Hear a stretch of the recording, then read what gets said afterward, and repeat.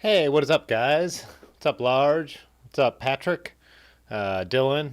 Chris? Blackball? How's it going tonight, Aaron? If Aaron's still with us, I was actually with her when she typed that message, so I was actually not rushing, but getting back here to get this going. What's up, Jay Dandy? Uh, yeah, how's everyone doing tonight? I did get back in time to get everything set up. Also, everything looks like it's going smooth so far with the audio and video, so let me know. I had taken all the audio and stuff like that over to Aaron's because we were working on a project which I'm going to talk about a little later. Um, I'm going to jump right into something that if you read the description, you already saw, but that I just want to put on public record because of something I said a few weeks ago, and then we'll jump back into regularly scheduled programming. But if you guys remember, I had my buddy Tony on. Hey, what's up, Rick? And after Rick, I'm going to pause with saying what's up to everybody until I just finish this 2-minute thing that I just want to get out there. But Tony was on about his Yetis on the loose rides, which are a once a month group ride. I went on my first one, and there was a guy who had an accident, and I felt like his friends weren't helping him out, and I was very vocal about it on the live stream. And I was very direct and blunt and maybe even a little over the top mean about what I felt like his friends were like. I don't know. Anyone's welcome to go back and watch it and judge for themselves. But yeah, I definitely used some language that was very tough because that's the way I felt at the time. Um, I meant to do this last week, but it's when I got back from Philly. But uh, one of his friends actually commented on the stream, and the guy who got injured commented on the stream.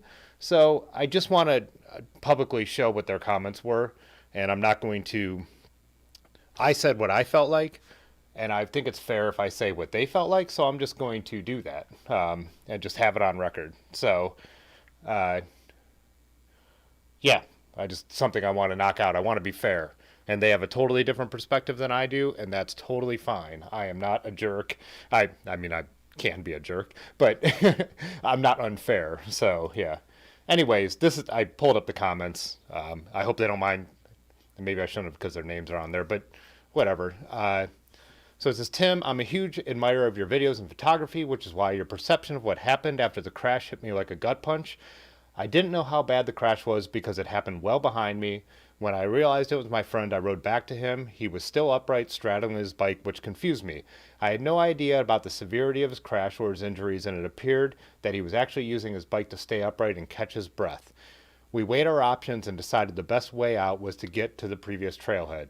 As our other friend walked with him, I rode ahead and picked up the car. We went directly to the emergency room where I stayed with him and waited for his family. I assure you we are not idiots or terrible human beings. We are not stupid bro dudes or douchebags. I didn't rush to touch him because I wasn't sure where he was hurt.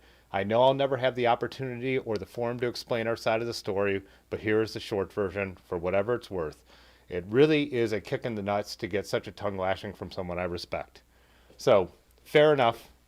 That's his perception, and that's totally acceptable. I'm not going to argue one bit with that. And then the other comment is from the guy, well, as he says it, so I don't need to. Hi, Tim. I am the guy that wiped out during the last Yeti ride. I can appreciate your ability to share content with other riders and share your passion about biking and photography. I think you inspire others to ride and enjoy some shared experiences. I do appreciate that Gabriel and yourself were attentive to my situations and you had commented in your video. I have to correct you in some of your statements, as you're assuming that my friends are not worthy. I've spent many hours riding and sharing moments with both of them, and it offends me that you assume their integrity is questionable. Here's what they did for me that day. Helped me back to my car, made sure my bike and car were delivered back to my home, contacted my wife, drove me to the ER, stayed with me until my wife arrived.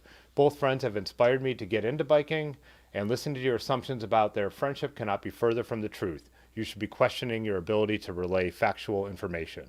So, fair enough. Like I said how I saw it. That is what they felt like.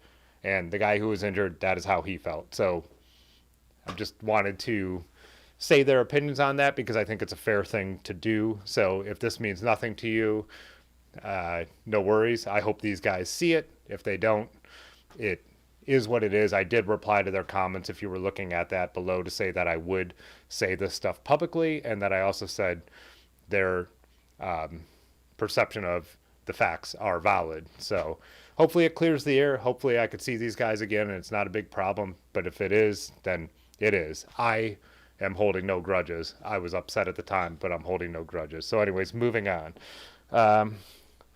Yeah, what's up, Jay Dandy? Rick? Hey, Josh, how you doing? Hey, what's up, Pudgy? Erin's in here. She's actually live in here. So, yeah, Josh said you direct and blunt. It's what you do. But, yeah, I don't want to comment further on that just because I don't want to make it seem like I'm belittling their comments or their perception of events in any ways. And I'm an extremely argumentative person, and I like to defend myself, so I just want to leave it at what they said is basically my the way I wanted to go about that. So, cool. Done and dusted, as I always hear the British commentators on cycling say about that topic, I hope. So, with that, let's get to the drinks. I have I don't think, oh yeah, I can. Masthead Sleigh All Day, which is their IPA with spruce tips. I like it because it's not your typical Christmas beer. It's not spicy and sweet and cinnamony. It's more of a regular IPA with a kind of holiday tweak. But then I saw that a couple of you had posted yours, and I'm going to have to reset the web a little bit here because I had it customized for those comments. But, oh yeah, there we go. This is Summit Perry's. And Summit Perry has, it looks like a crowler from Wadsworth Brewing. And it says Papa Elf, so I'm assuming it's Wadsworth's Christmas beer. Let me open this up all the way so I can reset what the web should look like. There we go. I think that'll work. I might have to tweak it a little bit more as we go on, because I do want to show some photos from the weekend. Let's see, Large Marge is drinking, oh, I've never even heard of this one. I can't believe it. A Dank Demon, an Imperial... Raymond Oring a super chatted $4.99. Thanks, Raymond. I appreciate it. You're able to, when you super chat, drop a comment in there, too. But, yeah, Large has a Dank Demon Imperial Dank IPA. Huh. I can't believe, yeah, they have, Great Lakes has two Imperials, their Lake Erie Monster and their Chill Wave, and I've never seen this one. Raymond asks, where do you find new music?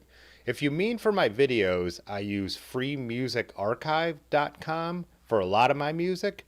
I've traded with bands for work to get local music on the channel, and even the band Common Birds reached out to me from Colorado and sent me a couple songs to use.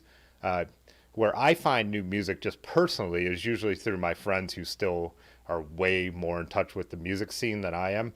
So my friends, my girlfriend recommend music to me. I'm very particular, become more open-minded as I've gotten older. But yeah, Yeah, so for the videos, freemusicarchive.com is what I use a lot. Some of the songs, none of the songs have ever got a video banned, but some of the songs will. Like the ad money will, ad revenue. That's the word I'm looking for. Will go to the artist. Other ones are actually able to be used, and I'm able to generate revenue still. But yeah. Large is making a joke that Pudgy gets, but yeah, I thought Pandora was still a thing. So yeah, maybe I'm not the best person to ask.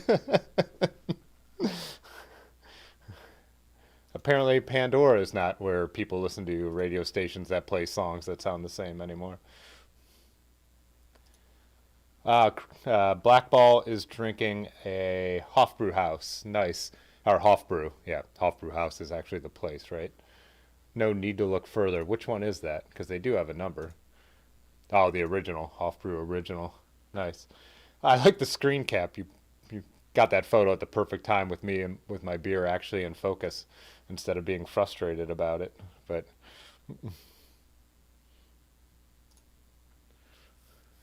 let me know if I missed anything while I was. Oh, Josh uses Pandora. Patrick still uses Pandora. Hey, I got made. So now I'll tell this story then, because I felt like I was getting made fun of for a legit reason. But so we were at a bar in Kent at our brewery, North Water, and like all the songs were on this 90s theme. It was all like Semisonic and Third Eye Blind. And I said something, I can't even remember how it started, but started talking to the bartender, and I said something about like, oh, I assumed you guys just had some 90s Pandora station on. And the bartender like stepped back and was like, well, it's Spotify. And then Aaron and Ben Large both looked at me like, Pandora? Like I had just said, I don't know, Handy Andy for a hardware store, which I've done as well, or just, some other old man, totally out of touch, like saying compact disc out loud instead of CD in the, I don't know, 90s or whatever. So yeah. So to me, Pandora was like the Kleenex of, typing in, and when I say Kleenex, I mean everyone says Kleenex, whether your tissues are Kleenex brand or not, right? So I thought that was still like in the people in the world consider that the generic for when you play a band and it plays other bands like that. But I guess that's not the case to everybody. So yeah, well, then again, we're talking, yeah, Patrick is more my age. Josh is exactly my age, I think. Yeah. Dylan said, I make ads for Pandora sometimes. Rough stuff.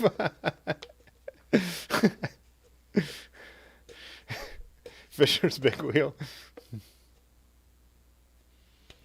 Mile High says, is listening to 90s music in 2021 like listening to 50s music in 1980?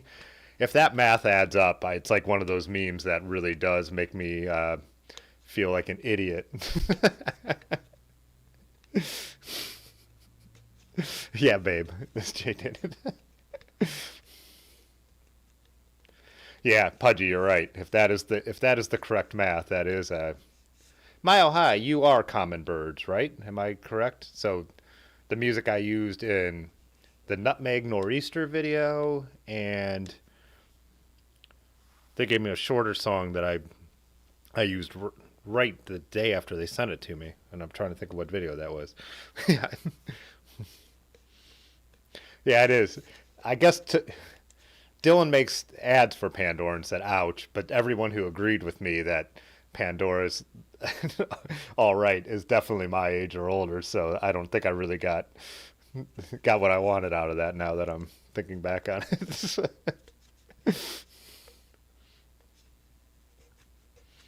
Yeah, you're right, Aaron. Yeah, so, yeah. Oh, Mile High says yes, they're common birds, and they're stuck in the 90s.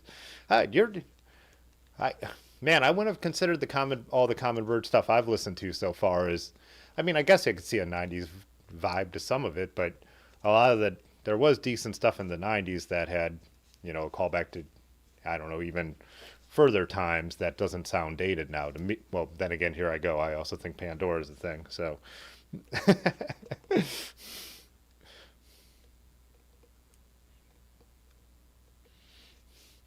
good luck, Jenny. uh,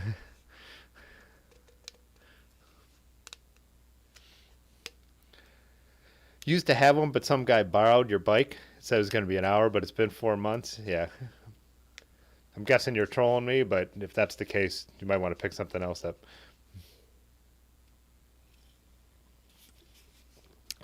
Raymond says, check out Emil. I assume that's pronounced Emil, and the Sniffers. I have to write this stuff down, or I will never remember it by the end. It's interesting because, well, I mean, I guess decades kind of transitions. Decades aren't hard lines on when music actually changes. As you know, the early '90s were still extremely what we consider '80s now, but with the 2000s and the Strokes coming in 2000 and like the bands like that the British press called new rock, which I hate that term, Libertines and all that kind of stuff, I think had like a profound change on music. But you know, still, if I listen to like, I don't know, there's, yeah, I don't know where I'm going with this. I'm gonna get too nerdy about music again way too early on. But Emil and the Snifters. I'm trying to do too many things at once, like always. I need to focus on one thing at a time, like Chuckles always says when he's in here. He's usually been jumping in real late, like right when we sign off, though. But he's definitely one of the OGs on the channel. Patrick said 90s. I'm still stuck in the 70s most of the time.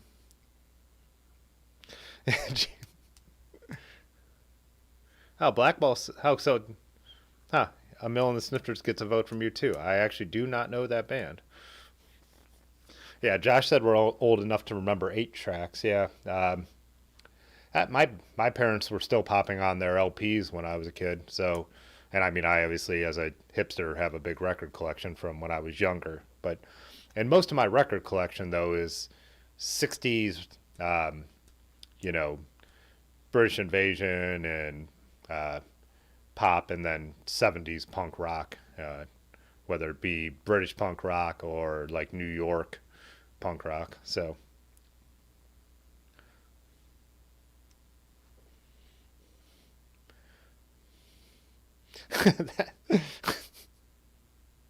yeah, I've never been a big like, I like a lot of 70s music, but it's not the mainstream 70s. Like I'm not a, and I usually don't bring this up because everyone gets so mad, but I'm not like a Zeppelin fan or a Who 70s fan, even though I love early Who and all that kind of stuff.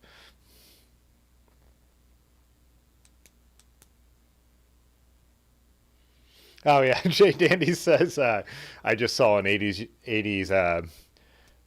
an 80-year-old musician live. Yeah, so Mile High. I don't think you, if you weren't in the last stream, I just saw Dylan in Philadelphia last Tuesday night, and his band rocked more than many bands I've seen. You know, well, I could say what? How far can I go down? One quarter of his age? What would that get me to 20? Right? Is that the right math? But yeah, his band destroyed. And Dylan, like I've heard mixed reviews about Dylan, but he was on point that night, like rocking the piano, walking out in the center of the stage a little bit. So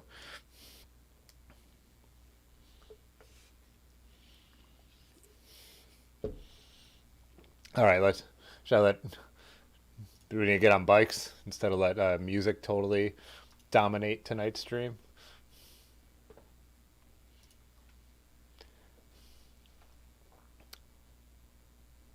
Oh, cool. It looks like in the Discord somebody dropped some links. Oh, yeah, two.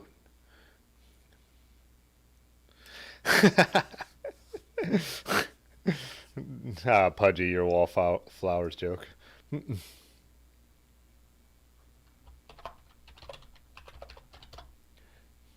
Yeah, if anyone isn't in the Discord, jump in the Discord. We do have a section to drop different music that we share to listen to. Uh,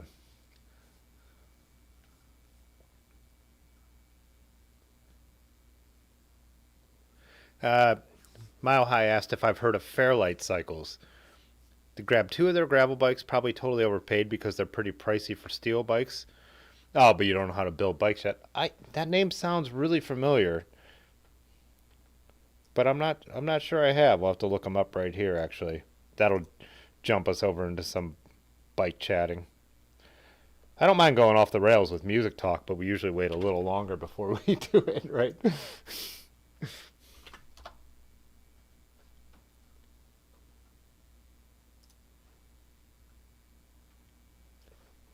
Got it up here now. See if I need a resize. Huh, no, I don't think I am familiar with Fairlight. It definitely, as a gravel bike right here, looks like it's hitting all the marks though. Looks like it's set up with a dynamo hub, these ones, and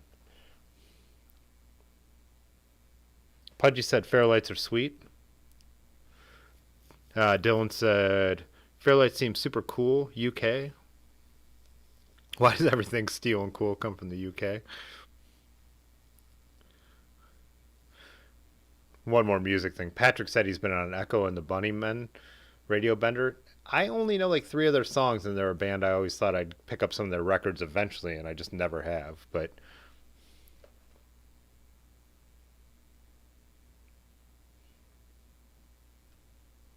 Pudgy, yeah, no, I wasn't thinking Fairdale because I am totally familiar with Fairdale, but yeah, it might have been what was ringing the bell.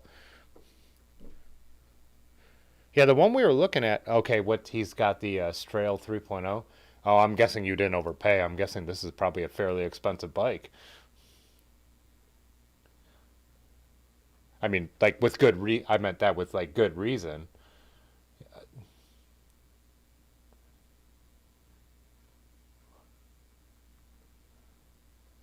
No, these are sweet. I mean,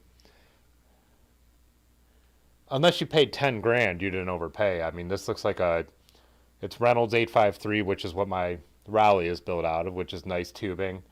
It looks like at least this one has a carbon fork.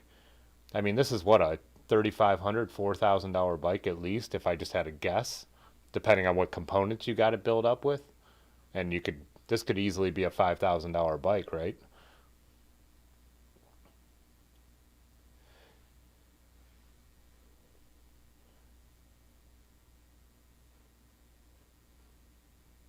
Yeah, three bottle cage mounts. Are these like semi-custom? This looks like super fancy. Look at these dropouts and derailleur hangers.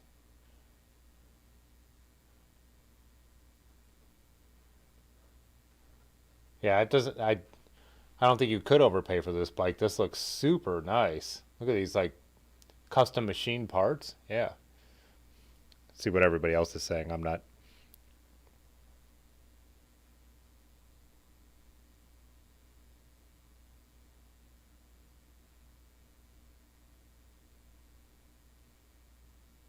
You guys bought three of them. 2.8K each. 3K for the Strail. Yeah. No, that's right in line with what this bike looks like. I could have seen it costing more, and I'm sure you could get it built up to cost even more. Yeah, I'm surprised I'm not familiar with this brand. These are beautiful bikes.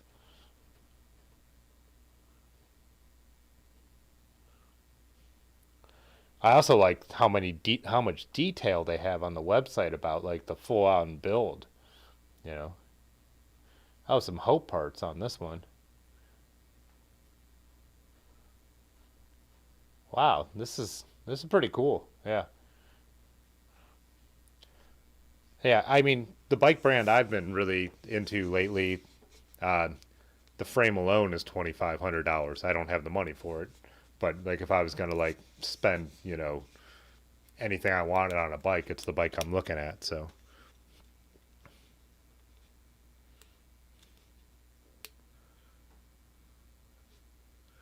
it's like a custom fit to some degree. Nice. Yeah, these are really cool bikes. I'm glad you snagged these and also brought it to my attention. I was not familiar with this brand.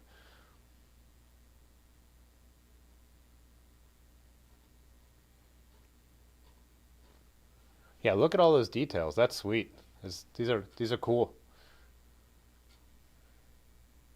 What was the other one? So this is the Strail. The other ones you bought were the Second? Or how would you pronounce that?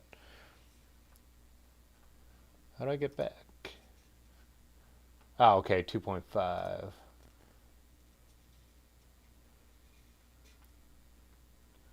Oh, looks like they have a number of versions of it. Oh, the website failed on us.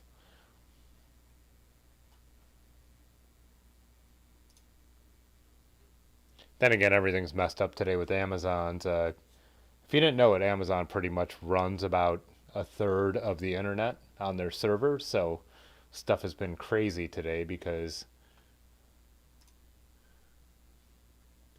Oh, there we go. Oh, these are more like bike packing setup bikes, huh? Is that what they're considering them? With all these mounts on the forks and everything? Wow, these are beautiful. Clearance for 61 millimeter tires. Nice.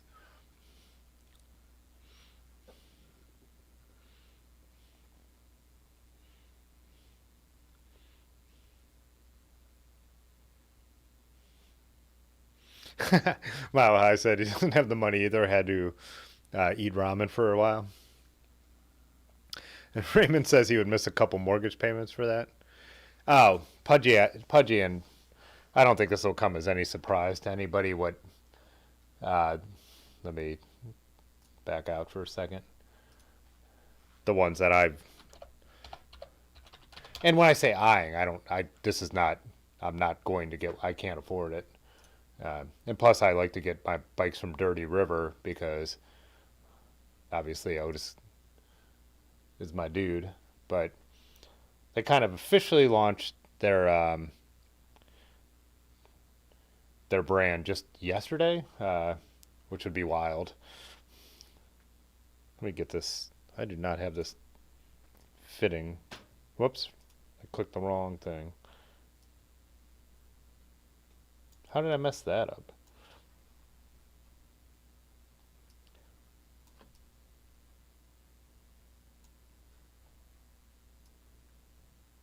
Oh, there we go.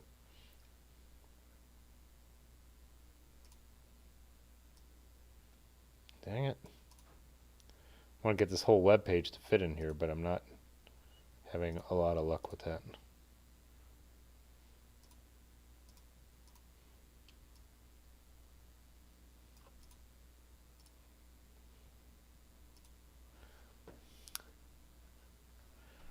Oh, well, I can't. Yeah. Yeah, this Earthship. This Earthship with the carbon fork is like, I think just like the coolest thing. And Large always knew about the brand. So it's the founder of All City, Jeff Frane, Frane. He had this bike at Nutmeg, and we were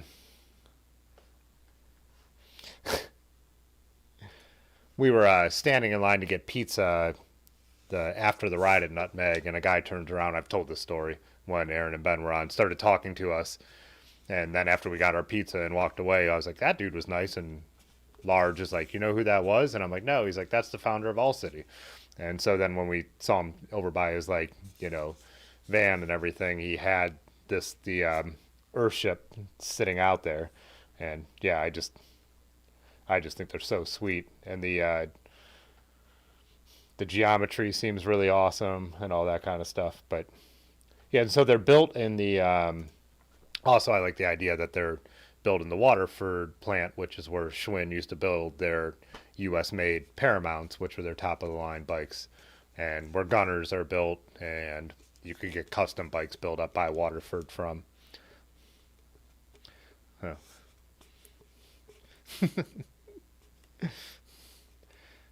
Hey, what's up, William? William LeBron. But yeah, something that totally wasn't on my radar, and then now I just think it's so cool. But yeah, out of my price range, which my price range is nothing right now. So I was looking at their I was looking at their uh, Oh, it has an option to like finance it on the website. And so I'm like, I start dreaming about financing it. Then I'm like, the only way I could do that too would be to pull everything off my rally and to put it, my wheels and components and put it on there, which is not what I want to do. I want to keep the rally for what it is. And the Wild can clear like I believe a 50 millimeter on 700C and I think a 2.2 650, which is the reason I would eventually get another gravel bike is to get wider tires because I'm limited to 42s with the rally, and I couldn't even put fenders on with the 42s. So it'd be nice to have a bike that could either take fenders or get a wider tire. But yeah.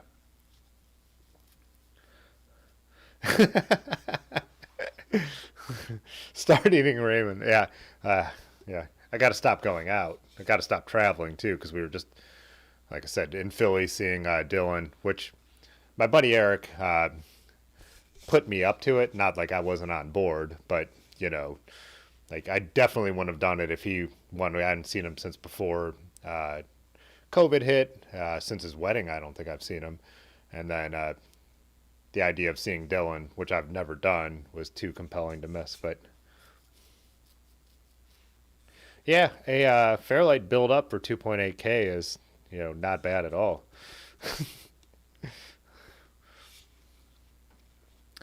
Yeah, I don't know. I don't need anything right now either. As the bikes I have get me by for what I want to do. Like I said, it would be nice to have a bike that could take fenders with a wider tire, and it'd be nice to have a slightly wider tire. But I could also have the shop that I hang out at and support build me something that could take those similar dimensions much, much cheaper. So, but Pudgy said he might be ordering a new mountain bike frame already. Are you serious?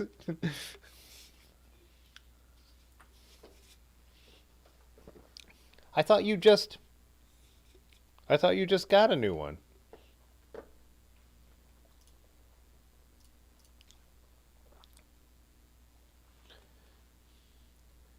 Pudgy just posted his oh my god, are you serious?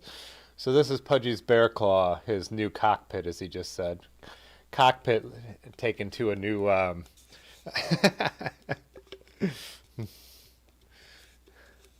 definitely a cockpit, yeah.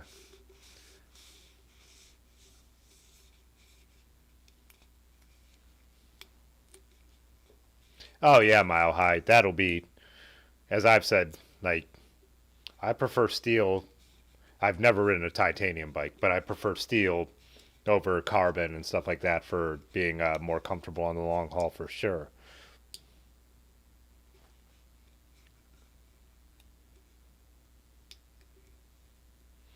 Uh, Raymond asked me what size lens did I shoot with in Philly. In Philly, I brought two, but I mostly used the. I'm pointing at it. It's not on this camera. The kit lens that came with the R5, which is a 24 to 105 millimeter f4 L lens. Like I said, I don't believe it deserves the L designation.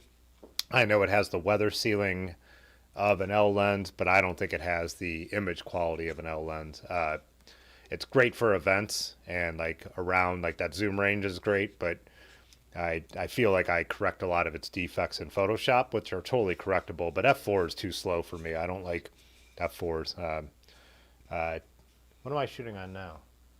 I have my 35-1.4 on this, which I also brought with me with a this is a Sigma 35-1.4, and I brought it with the EF2R adapter so I could use it in low light situations. But I didn't shoot that many photos in Philly, so I didn't even bring it. I don't even think I put it on the camera there. So, but I miss just always carrying primes with me. Primes are so much better. But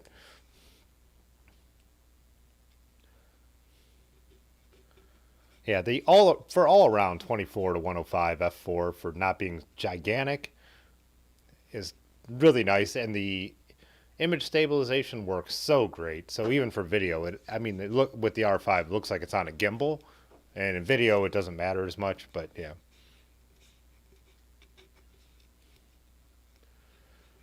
Yeah, Pudgy said he just wishes they'd put the IS into their 2.8s.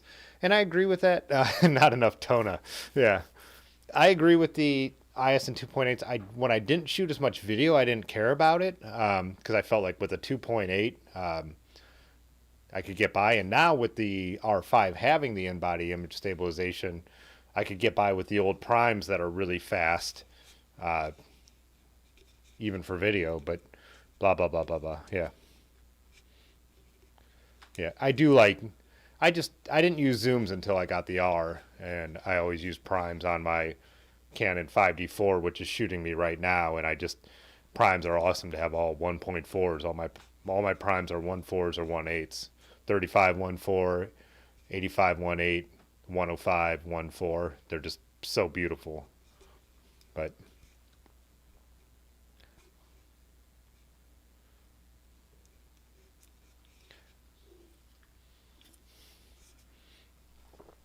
so let's see. I wanted to see what Pudgy was talking about getting so we could pull it up here. Get back into bikes again. Music and camera stuff are the two things you could get me off topic. Not off topic, it's a live stream, but talk about whatever we want to talk about. But I will ramble on about forever, yeah, obviously. That's how me and Pudgy bonded and Rick too, like just talking photography stuff, but trying to catch up on what Pudgy was saying.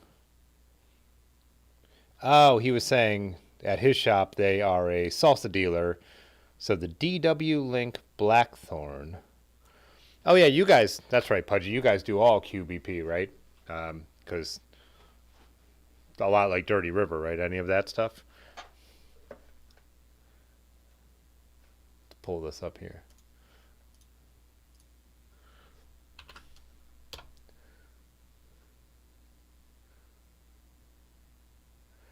Oh, they must have named that bike after something because I'm getting weird TV episode stuff popping up. Trail bike shout out. Wait, where is it? DW Blackthorn Sword OCC. I need to put salsa in there.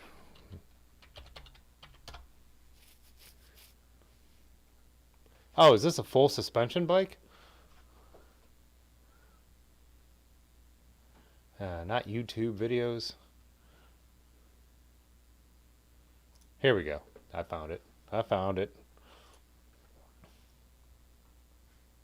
Got it.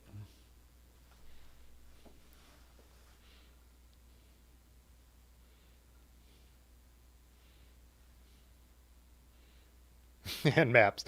We bonded. Well, me and Jay Dandy really bonded over maps. Which I got to see Jay Dandy 2 days in a row over the weekend because we did the Yeti ride on Saturday, even though he did the long ride with some guys who were riding a little faster. But then yesterday at the gravel event, we got to hang out much more and chat, which is. But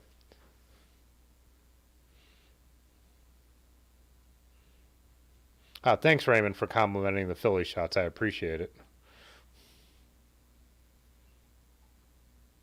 Oh, really? So Pudgy said Salsa is a Q brand, but you have to be a salsa dealer to get them, unlike Surly or All City. Okay, I assume they all came together because Dirty River, and I don't know as much of the behind the scenes stuff. I mean, Otis tells me a little bit, but I just didn't know that. I assumed if you had All City and Surly that you could also get Salsa. Interesting. So they do keep the brands that separated.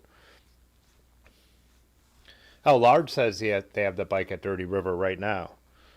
So.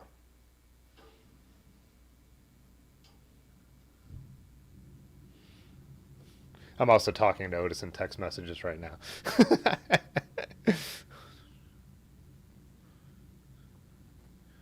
What is that? Oh, okay. So Pudgy said he's about carbon or aluminium, as the British say. Not sure yet, but afraid of tossing the bike to bail if it's carbon. Gotcha. Don't they? Is that an issue on carbon frame mountain bikes now? I would assume they're putting the like I get if you're on a road bike, they don't have the like that famous thing of the guy slamming it down and it breaking. They really designed the stiffness to go in one way. I would assume carbon mountain bikes they're making to be able to handle being dropped, right?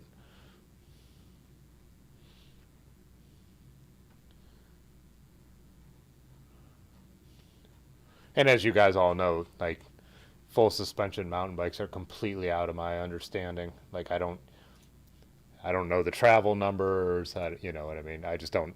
I've never messed with anything like this.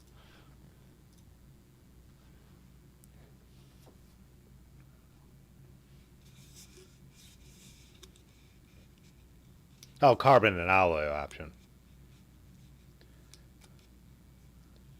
Oh, Rick was asking what Q brand means. So, quality bicycle products is, yeah, QBP, which is Salsa. They own Salsa, All City Surly, Problem Solvers, who sells little components. Um, a couple other things, right? Pudgy and Large could fill me in on the rest of it. It's more than I know. They're the biggest national distributor of bike products? I did not know that. So,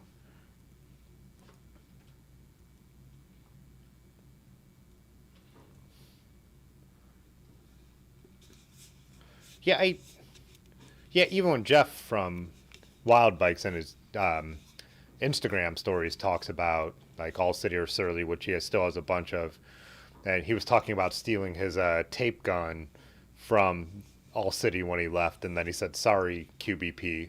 So I assume they were way more integrated, not from that one comment, but just it's another thing, and that always made me think they're all one. Oh, Terravale, 45 North, really? Oh, Soul Bike. I'm. This is stuff that it's all ringing a bell now that Otis and Large, mostly Large, has told me at some point. But yeah, I forgot Terravale and 45 North. I really did forget that those were part of it, but I do remember hearing it. Yeah. Yeah, which 45 North, when we've been having a big discussion in the Discord about winter clothing, because our buddy Rusty is moving back from Arizona to Ohio.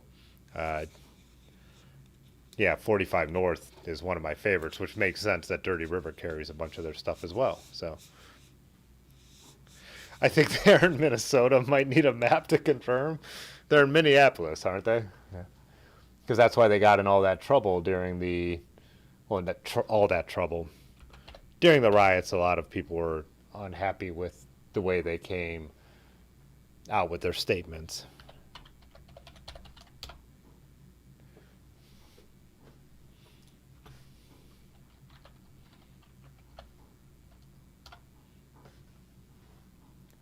There we go. Yep.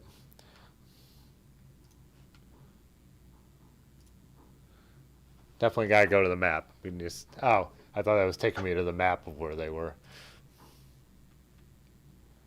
Directions. There we go. From my location. Oh, hello. I think we're on like Bing Maps or something. It's going to be weird. We're usually Google mapping. Yeah, for a little frame of reference for the right there. Raymond asked where I got the rally. So Otis, who I was referencing, his actual name is Ryan.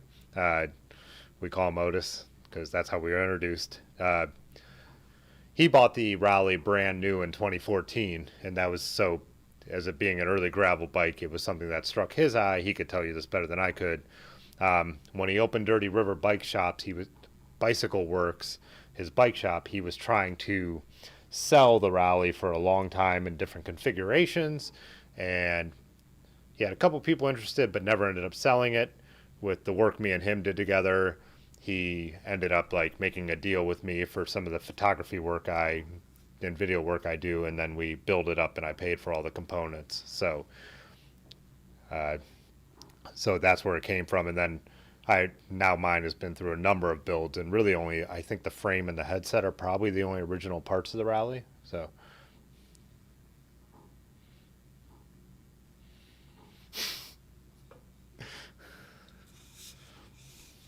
hey, what's up, Robin? Been a while. How's it going?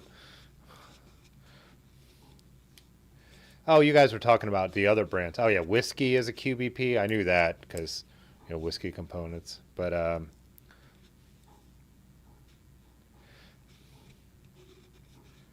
MSW. How do you say? Is Issy pronounced Issy and it's RIP? They don't make. Weren't they the pedals, right? ISSII, they were the pedal company. Hands above the desk, J. Dandy. Wolftooth, Atso, and then Patrick said he doesn't think QBP owns Wolftooth or Atso. I thought Atso was a Waterford company, no? I thought Atso is, no? Party Size Cycling, what's up? Slit take? Spit take, gotcha.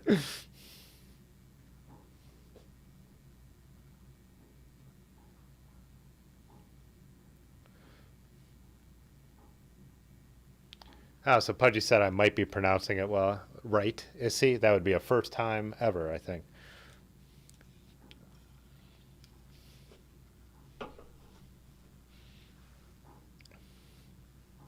Party Size, do you still have your caps for sale? I need to put in one of those orders. Those are sweet. And also, yeah, I love your Instagram stories with the coffee outside and all that stuff. If you guys don't follow Party Size Cycling, that's his Instagram handle as well. Go check it out.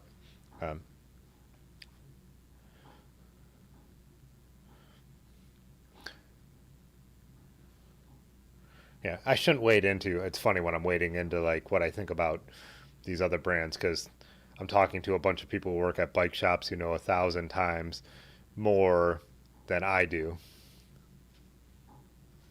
Let's see if their site is still up.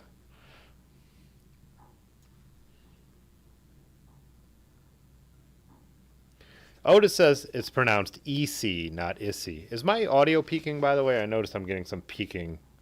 So if I'm real scratchy, let me know if it's annoying.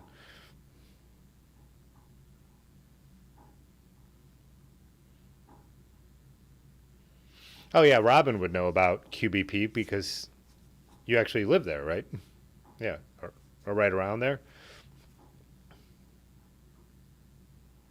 EC with a, that makes sense. EC, not Issy. Let's see if their website is up.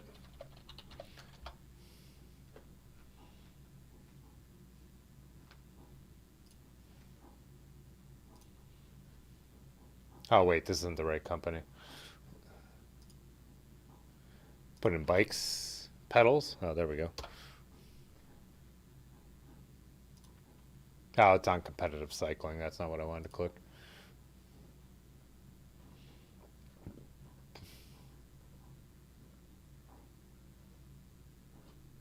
Let's get rid of pedals and put in bikes.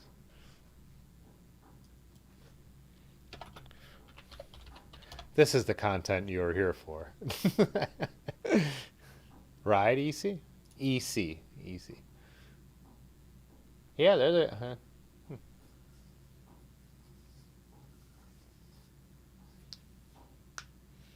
There is going to be a test on this, Rick. We will have the QBP test a week from Thursday. You're kicked off the channel if you don't get 75% right.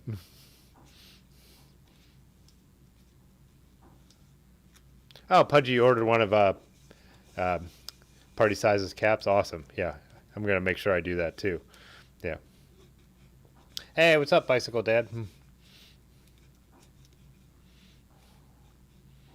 Large causing a ruckus. Oh, yeah, that's what Rick was telling me. You guys were chatting it up with Terry B. I missed it. Like I said, I saw that Terry B's actually streaming right now as well. Right before I went on, I saw he went live, and I'm like, oh, I'm missing another Terry B stream. Well, I can't miss it. I can't miss. This time I have a good excuse to miss it because I'm streaming, and my whole stream is motivated by Terry B to begin with. So can't be, he's got the right of way, as they say. So, where was I going with that? Oh, yeah. I saw Terry B was going live to talk about his All City Super Professional last night, and I was in the middle of making that cyclocross video, and it's just the way I am. When I'm in a groove with like my editing, I just can't stop, and I'm like, I should throw that on like in the background. And then I'm like, I have my headphones on. I was like editing like to the music again, which that cyclocross video, tell me what you guys think. It kind of took on like a dark, kind of cool, ominous tone. I don't know why. I guess the music selection and the slow mo just kind of lended itself to that, and it was like a muddy, tough day out. But yeah, I didn't want to. I didn't want to stop working on what I was working on at the moment. So, yeah.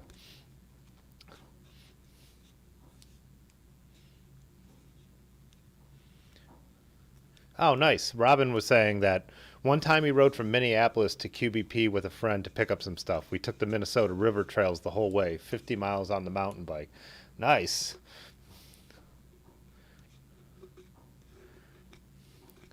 Mile High was asking for some pedal recommendations. I'm a Deity fan, especially the Blade Runners. The cheaper ones are the compounds, but large. What are the ones that the more concave ones than the their compound ones? The bear traps. Those would be the ones that I would recommend, right? So.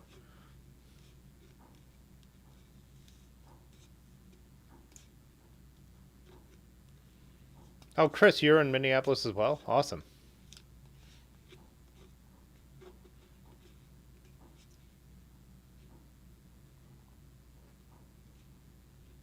Oh, Chris says EC is owned by QBP. Wolftooth is its own brand, but they are only a couple miles away. Yeah. Death Trap, Pudgy. Those are the pedals to save some money I would recommend. I like the Blade Runners better by Deity. And then, as we were talking, EC makes pedals that I know people love. What are the ones that, speaking of Terry B, what are the brand that he always runs in flats? And that I think a couple of you guys really like. There is another good flat pedal brand that they look very similar to Deity's.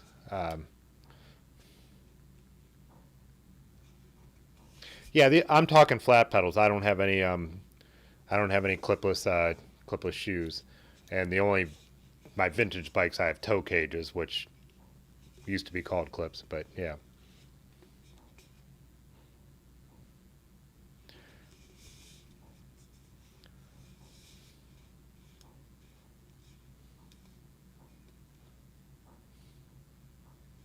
Huh, Rick was saying he's not getting notifications.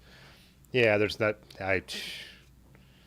I know they have that bell thing. I never hit the bell on any channels because I only go to the subscription page, and I watch YouTube based on my subscriptions 90% of the time. So, yeah, if you're not getting notifications, that's annoying, but I wouldn't even know what to do about it. I have it set so you're able to, but Party Size asked about SPD cleats, and Large and a few other people here ride clipless who would have a recommendation. I've never ridden in my life, so I am totally clueless. Oh yeah, that's right. Large Marge says Terry B runs Race Face. That's right. Yep.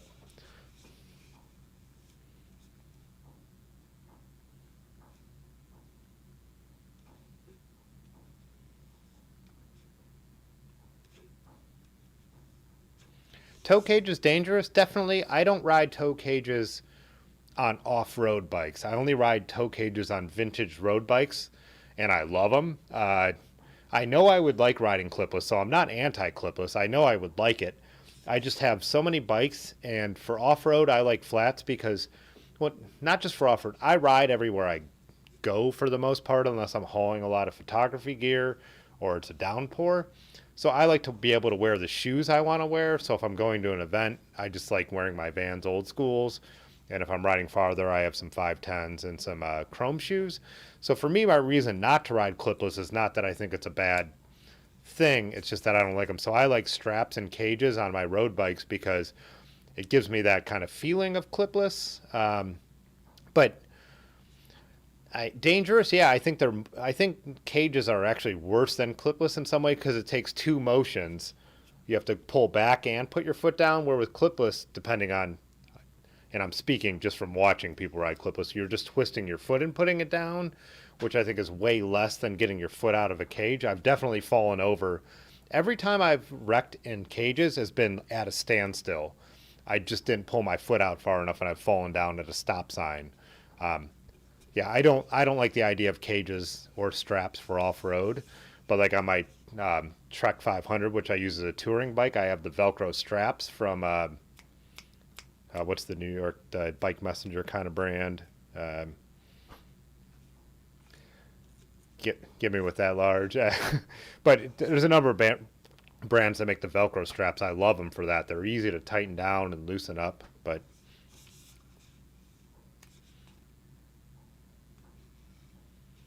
Crank Brothers is that's right. Crank Brothers is a really popular flat pedal brand too, right? Yeah, for sure.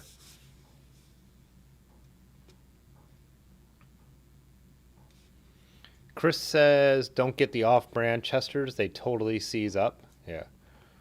Pudgy says toe cages are fine.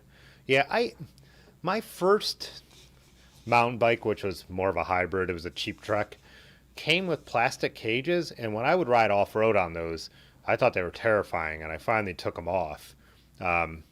Just I needed to be able to get my foot down, but back then too, we weren't riding real mountain bike trails. We were poaching hiking trails, so you needed to be able to put your foot down a lot. But I'm fine on flats. I don't know, for off-roading, for gravel.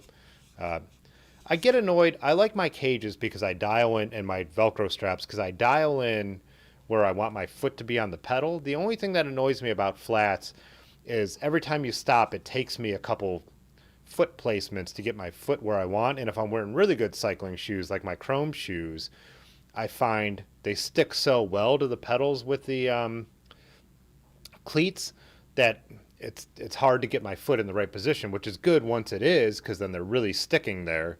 But it's an annoyance I'm willing to put up with to wear the shoes that I want to wear all the time, especially like on tour. Like, now that I've been using the Raleigh more when we do bike tours, it's just nice to only have one pair of shoes with you because I don't want to walk around in clipless shoes. So Chris said I'm the OG hipster. Hardly that. Yeah. Not MASH, Pudgy. The ones we have are, did Large already say it?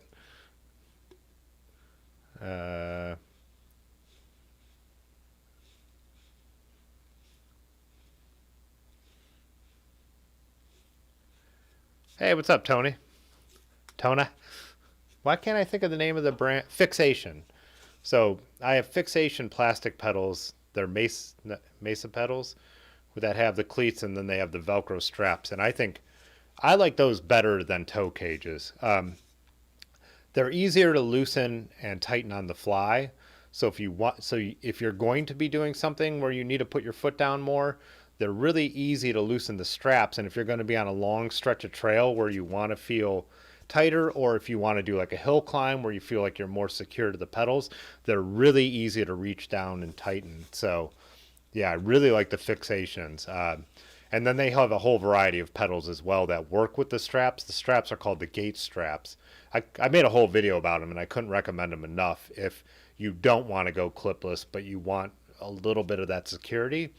It seems like a lot of the freestyle guys are into them, whatever you call that, the wheelie dudes and stuff. But I think they're great for road riding and touring. But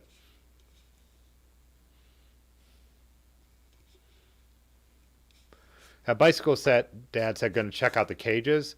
And like I was just saying, I would actually look into the Fixations first. I think the Fixations are better than cages. So my shoes are, I usually wear Vans Old Schools, but my winter riding shoes are insulated waterproof 510s. And then I have chrome. What are my chromes? The ones they just redid. I have the earlier version of Chrome's street shoes, which I really like because they're kind of splash resistance. They're good in a light rain, and the soles are awesome. But they just redid them with what's the Japanese tire company that makes everybody's tires? Panaracer. Yeah.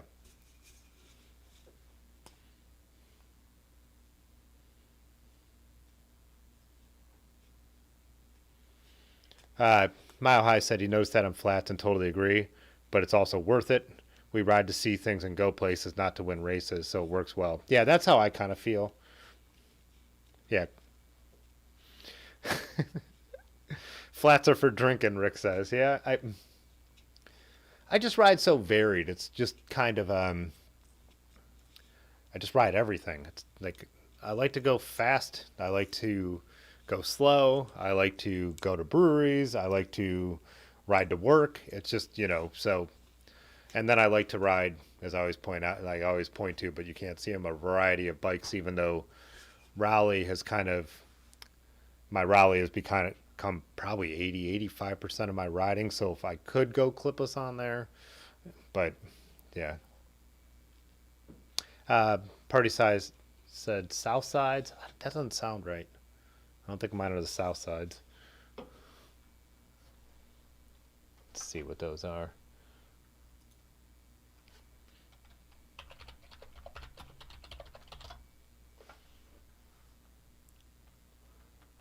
Oh, Kursks. Mine are the Kursks, not the south sides. Yeah. And they've held up really well. I beat the hell out of them, so. Tony said SPDs are good for seeing things and losing races. That's a great comment. Yeah. And Pudgy said he likes flats for commuting and clipless for everything else. Yeah. The Velcro straps are fixation, and I think it's. Let me find it. I think it's FYXS. I'll pull it up here. I'll drop a link. They don't. They don't pay me. They should. Yeah. Fixation. Yeah. Whoops. Wanted to pull up the pedal straps. Yeah. Yeah. So the gate straps and pedals are their cheapest. I went with a slightly higher pedal, the Mesa pedals, which are still a compound, but they're thinner, which I like. They're much more comparable to my Deity compound pedals. And then they even have the higher end machined ones, which are the Mesa 61s. And the straps will work with a lot of other pedals, but they have to have the slits facing from front to back. So they don't work with like most of the Deities I have. And I know Large bought some of the straps and they didn't work with the pedals he had. So.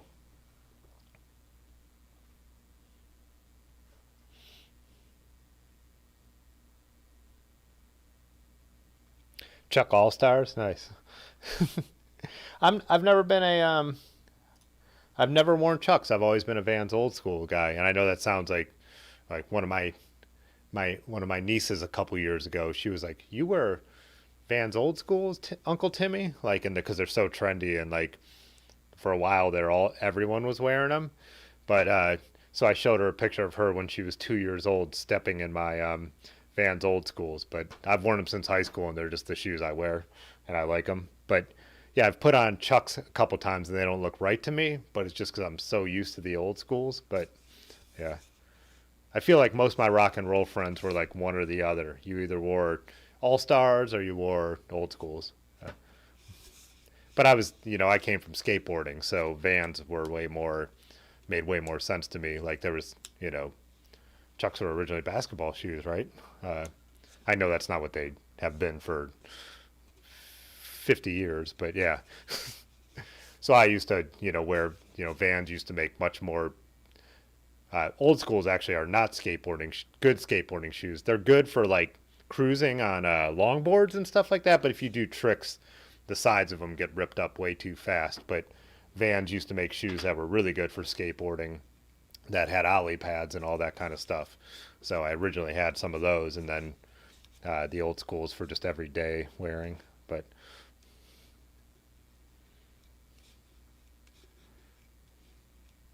Patrick says he can't wear Vans too narrow. Yeah, that's interesting. I've watched a lot of Russ Pathless Pedaled videos talking about bike shoes and having a wide enough toe box and all that stuff. Uh, I guess I probably have narrow feet. Vans, definitely brand new Vans. I have to ease into them to get them in my size, but then they like really do ease up. I was in for a while when old schools were not popular. They were harder to find, and I would actually used to go to New York City once a year, and then I would buy them there at a skate shop. And one year, my Vans, my older pair of old schools were so worn out, I had them all duct taped up, and I bought a new pair. And then we walked around the city like you do in New York for like 20 miles. I could barely walk the next day. My feet were so blistered and hurt. So I don't know if that happens to everyone, but my Vans definitely need to be broken in.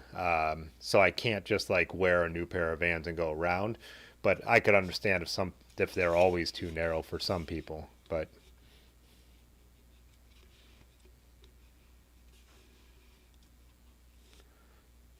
Vans rallies, I don't remember those ones. I'll have to pull them up here. Sessions magazine. They had a lot of Sessions magazine, huh? Transworld and Thrasher were the two that I was subscribed to in the skate world. Session sounds familiar, though. Yeah. Tim Zakaisha. Let's see.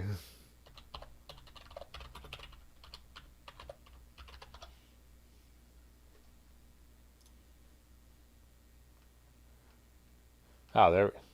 Oh, that does look familiar. I don't think it's something that we ever followed as much, though.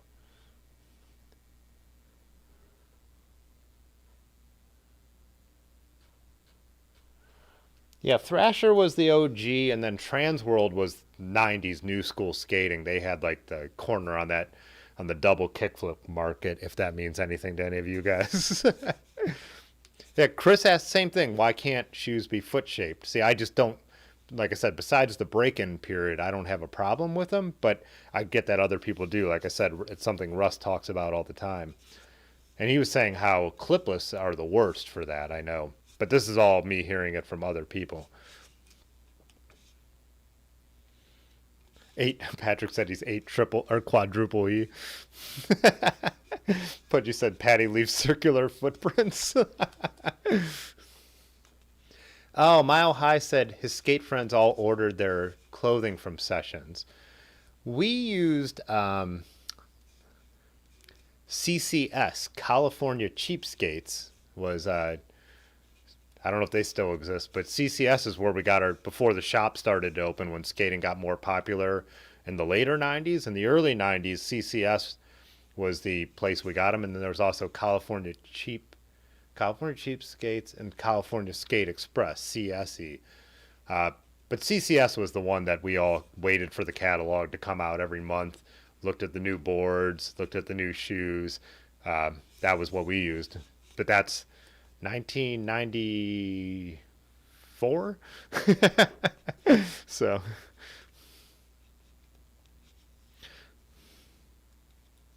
I think there were two sessions up there. There was definitely there was session skateboarding, which is over here, but this sessions is some other kind of fashion magazine or something.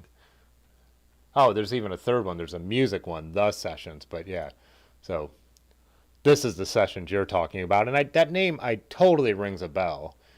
I just think we already were like in our world of what we paid attention to. Let's see what this is from.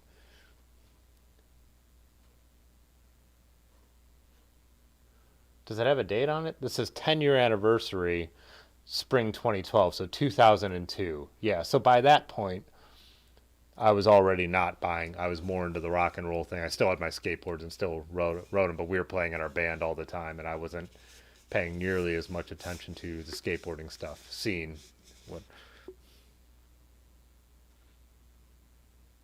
I'm 42. Oh, 43. I was born in 78. Trying not to pay attention to age anymore, but yeah.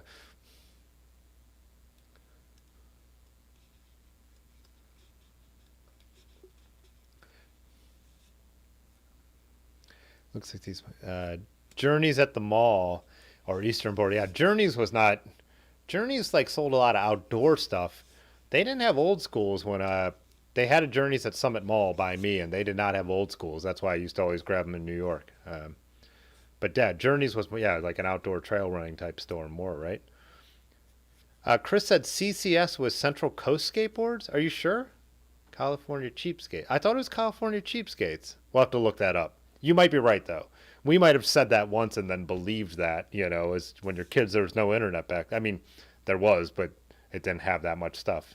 Well, in 94 there really wasn't. 96 it was pretty decent internet by then, but yeah. Airwalks, yeah, Airwalk 1s were the shoe. Like, I had Airwalk 19 ounces, which were one of the best skate shoes ever made. They had a rubber ollie pad. Um, this is before Nike bought them, by the way, when Airwalk was still a. Oh yeah, those things.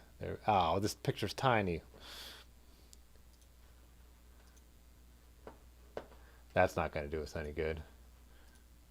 No, those are the ones. Those are the ones that everyone got when they got trendy in 1997. Where are the 19 ounces?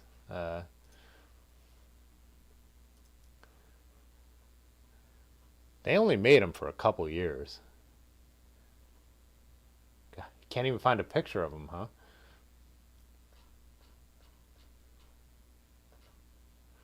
Yeah. Oh, well, they were badass skate shoes. They literally had a rubber ollie pad. This is the only picture, but they're tiny.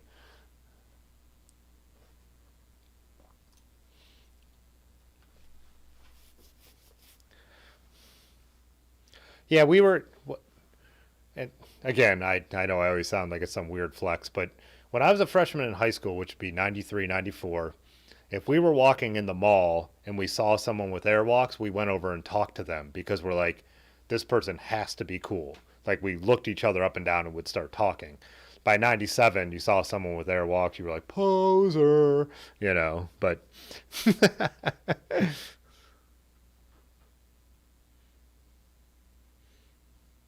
yeah, Vans are 1966, old schools. Oh, Mile High, you're 45, huh? Oh, I assumed you were younger than me.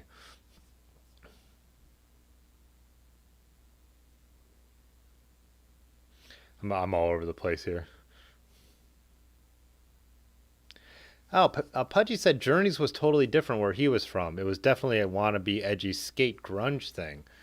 Yeah, no, yeah, Journeys was totally a mall outdoorsy shop. They did carry, airwalks and like all the different colors and stuff like that, but it was definitely after the trend had already um, had become a thing. Raymond said bowling shoes. I remember that. Yeah, that's early 90s, stealing bowling shoes. I never did it, but I had friends like in punk bands who stole the bowling shoes from the bowling alleys, and wearing them was very cool. I think that's probably what Airwalk 1s are based on, isn't it? Let's see. CCS skate catalog. Oh, they still exist. Let's get them up here.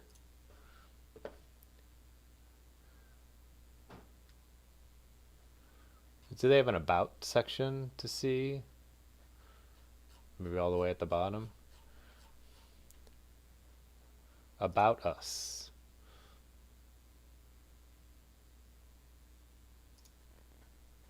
Or is that just it right there?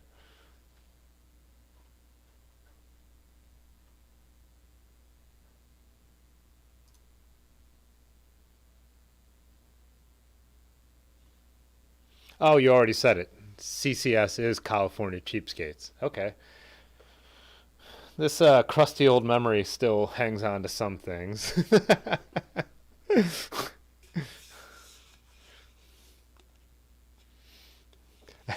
Mile High said no, but wishing he was. 2 years doesn't really matter in your 40s, does it, Mile High?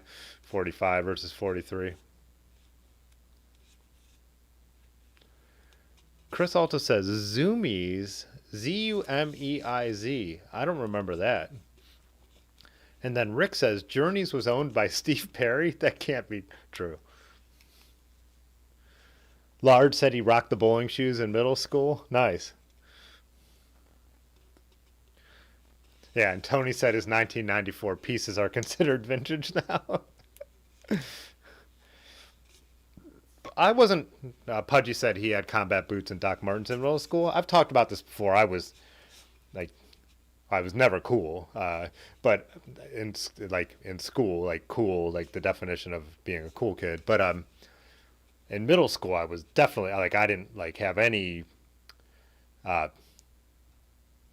tastes that were good. It was like so in middle school for me, Nirvana was just starting, Pearl Jam, put out 10 probably when I was in 8th grade, and that's just what I listened to. And then when I was a freshman in high school, I heard the Descendants for the first time. Saw some of our older friends, Columbus Brad, Flavortown Brad, who's been on the live stream a number of times. His older brother and their friends were heavily into skateboarding, and they were like, and we got into skateboarding, and they looked at us and they're like, this is what skateboarders listening to, and got us into punk rock like the Descendants and Operation Ivy and all that stuff, and Green Day and all that stuff right before it all blew up. Probably less than a year before that all blew up. But yeah, because we were listening to Green Day, Lookout, all their Lookout records, and then it wasn't long before Dookie hit and just went like through the roof and changed everything. But yeah. And by changed everything, I mean made everyone else be listening to the music that we were listening to. Like, what party size? Anyone else rock the Shaq Gnosis? I'm not familiar with those at all. Most obnoxious shoes ever? We got to look these up. And then I got to take a leak and do a little break. But Shaq Gnosis. Most obnoxious shoes. We got to see what these look like.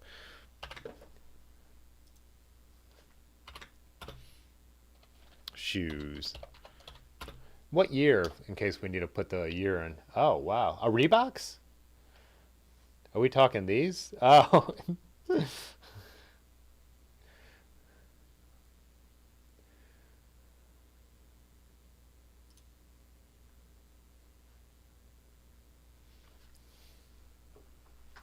My parents would not pay for me to have fancy basketball shoes when I was, because in middle school, probably 7th grade, 5th grade through 7th grade, I probably wanted stuff like this. I think there was a pair of David Robinsons that I think were even more obnoxious than these.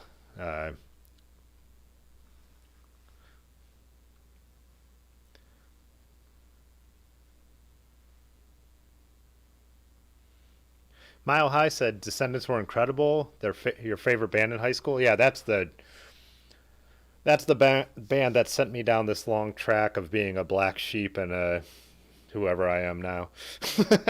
For sure. First time I heard Bikeage, yeah, life changing. Kerplunk, yeah, still one of my Kerplunk by Green Day is still one of my favorite records. I will put that record on when I am buzzed and rock out. Yeah. Rock out, as they say, the cool kids say, right? Oh, Mile High said they played in Fort Collins in 2019, the Descendants. Milo had an O2 tank on stage. You couldn't breathe.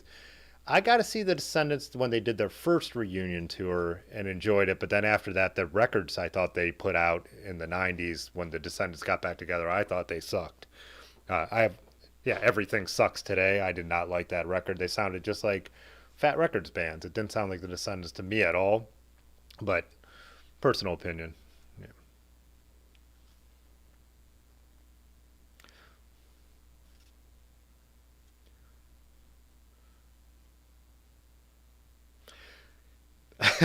But you said he had some LA Gears with about 17 shoelaces on them.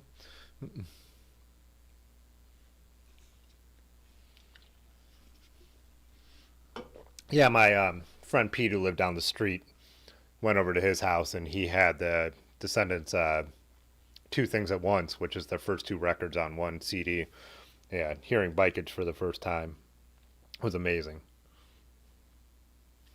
Is Bad Religion still touring? I never listened to much Bad Religion, and for no reason. It's just when you're young and you get into certain things, you skip other things, and that was one of those. So we got to meet. So the Descendants became a band called ALL, without Milo, the singer, in case anyone doesn't know what the hell we're talking about. But we went and saw All at the Odeon in the Flats in Cleveland. And the merch person, we were talking to the merch person who happened to be Bill Stevenson, the drummer's girlfriend. And Bill Stevenson is the original member of the Descendants before they even had the singer Milo, blah, blah, blah. Took us backstage. We were like 17 years old. We had and the other three guys were all in the Descendants. we were so young that it was still, we didn't know what we were doing, and had them autograph all our shirts and all that kind of stuff, which is the most uncool thing you could do at a punk rock show. But it's before we knew any of that stuff, and who even cares to this day. But still, yeah, got to meet all those guys, so it was pretty cool. But especially as a 17-year-old, yeah. I never liked like Dinosaur Jr. or a lot of the other earlier. Is Dinosaur Jr. considered like proto grunge? Like, it never really did a lot for me, but I couldn't even name any of their stuff. So maybe at my age now it would be different. But at the time, I did not like it. Oh yeah, Bill Stevenson's does run the studio in Fort Collins. I totally forgot about that. I used to see that on the stuff I would get, being a fan club member and getting all my Descendants and all stickers. So yeah, I would have to hear Dinosaur Jr. again now to have an opinion on him. But oh, it's already 10:19. No wonder. Yeah, let's do a quick break. I'm gonna grab another beer and keep chatting. Oh, see, yeah. So, well, before I do that, Sonic Youth, and I don't mean this with any offense, I just could not get into that. And never, I think starting from the Descendants, I've always had a pop sensibility to my punk rock or harder edge music. And the same with, like Tony said, Pavement. I listened to every single Pavement record to see if I could get into them, because so many people I respect their musical taste like Pavement, and none of it did anything for me. And I even really like, what's his name from the Silver Jews, which is a sister band to Pavement, like a lot of crossover. Dude who killed himself 2 years ago. Purple Mountains. Love that record. But yeah, could just never get into that stuff. And it wasn't for a lack of trying. I gave all that stuff a chance. But yeah. All right. We will be right back. I just want to take a quick moment during this break to thank our channel members. Their financial support really does make it possible to do this many live streams and produce this many videos. So thanks a lot. If you're interested in joining, we could drop a link on the screen in the chat right now that you could check out and follow that link and join the channel and get some special perks too. Anyways, thanks to everybody else too for tuning in. I really enjoyed doing this. Check out the merch store and also drop a like on this video. Thanks, every little bit helps. We will be back in a couple minutes.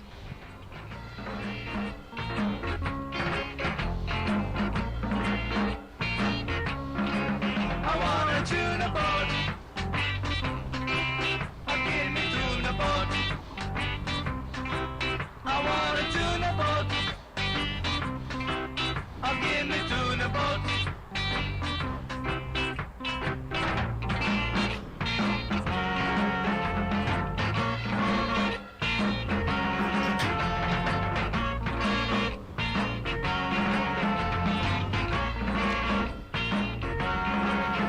David Berman, yes. David Berman.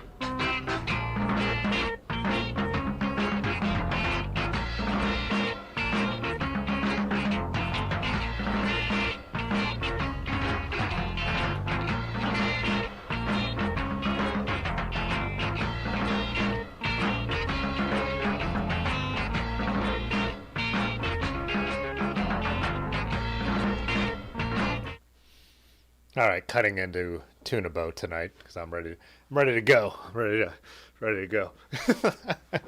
Yeah, David Berman. That Purple Mountains record is so amazing. I was actually sitting in a bar in Brooklyn. What is that right there on the water in Brooklyn? The name of that neighborhood with Aaron, and there was a.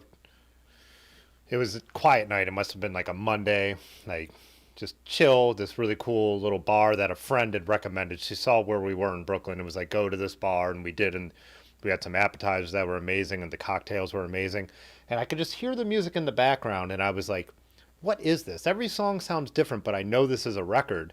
And Aaron used what Shazam or whatever. I'm sure that's some same kind of. I'm dating myself with Shazam or whatever, but she was like, it's called Purple Mountains, and texted it to me. And then I listened to that when I got home, and then I started listening to it and went to read the reviews and found out just like a week before I started, like when we were in New York, David Berman had killed himself right when he put the record out. And the record has a lot of references to that kind of stuff. So it's kind of a weird, really weird vibe and a really weird story that I don't know if it means anything, but feels like it does. But so, yeah. Yeah, so he was the Silver Jews guy before he put out that solo record, Purple Mountains, which if you have not listened to, you should. But I also hate to unleash on people because it is a mood killer. It is just, it's amazing and super depressing. So, but the specials, yeah, I'm definitely the first specials record I love. I'm not really a fan of they're not bad, but it's just the first record is a masterpiece of two-tone and two-tone ska, and after that I'm not that big of a fan of what they did. But yeah, I picked up that first. I've probably told this story a million times too. I can't even. But there was a record store in downtown Akron that was only open for about a year, and the woman who owned it was all into like hardcore punk and stuff like that. And there was an original specials record in there, and it was like $5 because it wasn't like the stuff it was. Oh, the store was all crust punk. It was all crass and stuff like that.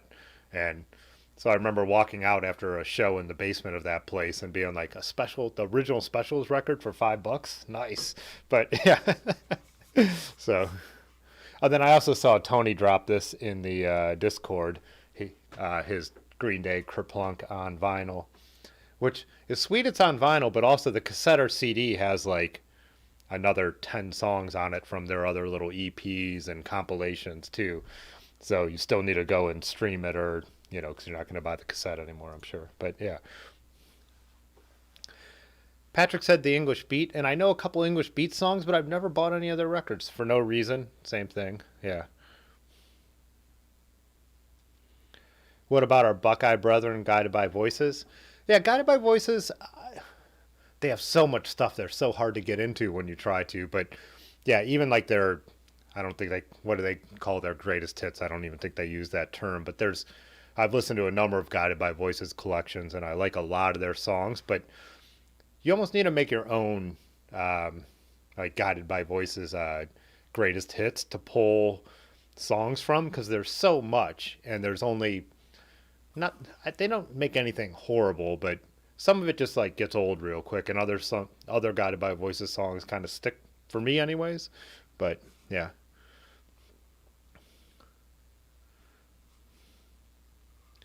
Casualties.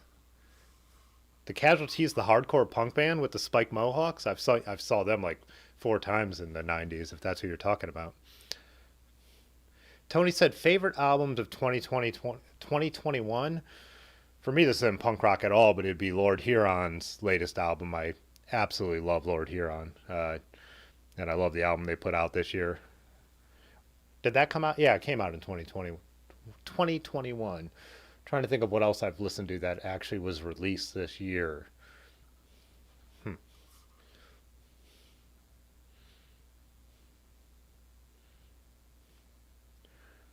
Yeah, Devo, definitely Akron, legends. The biggest, well, and now the Black Keys are the biggest band to ever come out of Akron by far. I mean, the Black Keys probably last record sold, probably has outsold of all of Devo's output combined. Raymond was saying Williamsburg. No, it was definitely not Williamsburg. It's right on the water. It's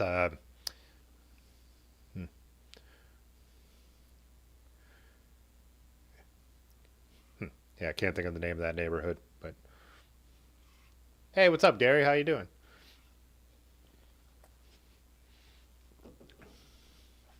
Yeah, I was telling when I was in Philly and me and Rick Urbanowski were sitting at the bar, I like casually brought up how Pat, the drummer of the Black Keys, is a friend. I also said how we don't have enough words for friend in the English language. He's an acquaintance, but he's more than an acquaintance. He's someone like that literally hugs me when he sees me, but like I don't have his phone, or I don't call Pat on the phone. But yeah, so the Black Keys are actually not just a band from Akron, but they're people I know personally. They're from my scene. Like I've recorded in Pat's basement. He's put me on his label. Like so, not I'm my band, not me personally. I'm the bass player. I was the bass player. Uh, but yeah, they literally are like Dan. Dan is an acquaintance. Dan is someone who knows my name and would wave if he saw me. Pat's an actual friend. But yeah. Now, not Park Slope. Park Slope's more inland. I could pull up the photos, and they probably are geotagged, to be honest.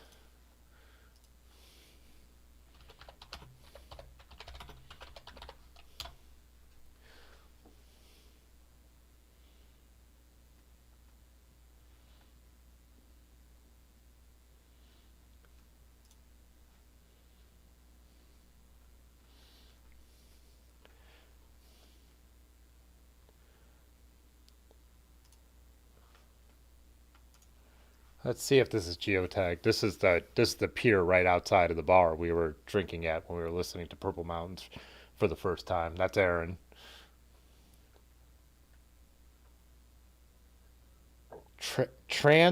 Transmitter Park. So if you're familiar with Transmitter Park in New York, that's where we were. Great views of the skyline of the city from there. I think I have a picture of the mural there. This is like the actual park right there.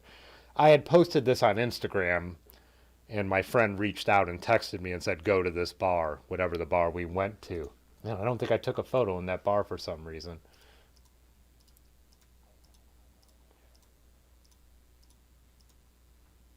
No, I didn't. We did go to an amazing vintage bike theme bar there in a triangle building that's not there anymore. And it was super dark in there, so these are super hard to see. But these are early 1900s bikes hanging from the walls. They had all kinds of like copy and other like vintage bikes posters. The fans in the ceiling are belt drive. It was like the coolest bar, obviously for my taste and probably a lot of people in this channel, that you could imagine being in. And I heard it did not reopen after the pandemic, unfortunately. Why can't I get this to scroll? But you could see here, yeah, the Francis Copy posters. It was so cool that we were like, I was like, can we have another drink here before we leave? I just want to sit in this place a little longer. But yeah, I think it was just called like Bar Velo or something like that. But yeah, I was in love. This is a super wide angle shot, so it's actually this tiny, narrow bar. Um, I think actually kind of a famous chef who was really into cycling opened it as a passion project. Here's what it looks like from the outside. And again, obviously super wide angle. Whoops, let's get this like this. Yeah. Yeah, Cafe Velo. So we actually watched, you could see where the stairs are for the subway station. We actually watched the train pull out that we were supposed to catch to get, but we were staying in two bridges in Chinatown between the Brooklyn and Manhattan Bridge, and we were supposed to get back. And I'm like, let's one more train. Let's wait till the next train and get one more drink. I am loving this place. But how did I go down this rabbit hole? Oh yeah, Purple Mountains. Yeah.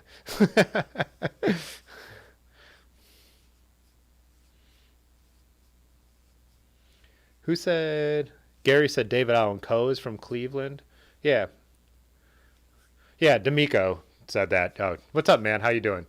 Yeah, so he would, same people. We all know all the same people here. So anyone who's from Akron knows everyone. There's two bars that all the musicians hung out at, maybe three if we're Lime Spider era. So Lime Spider, Annabelle's, and Thursdays. There were three bars that if you were into music you would have hung out at back then.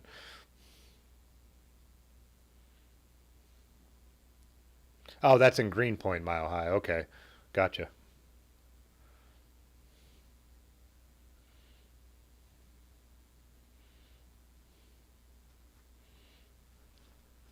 Rick said that building could blow over.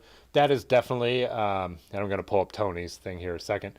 This is shot at, I believe, 16 millimeters, so it's definitely not that narrow. Let's boy, actually, I got the metadata on here. Let's see.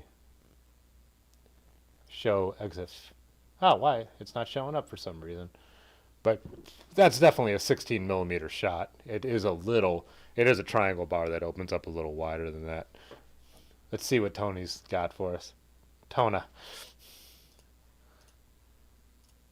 Oh, nice. Yeah. A promo. Never mind the bullocks. There we go. I have the I I have the UK version. So the pink version is the US version. The yellow version. This is a 30th anniversary on the second one there.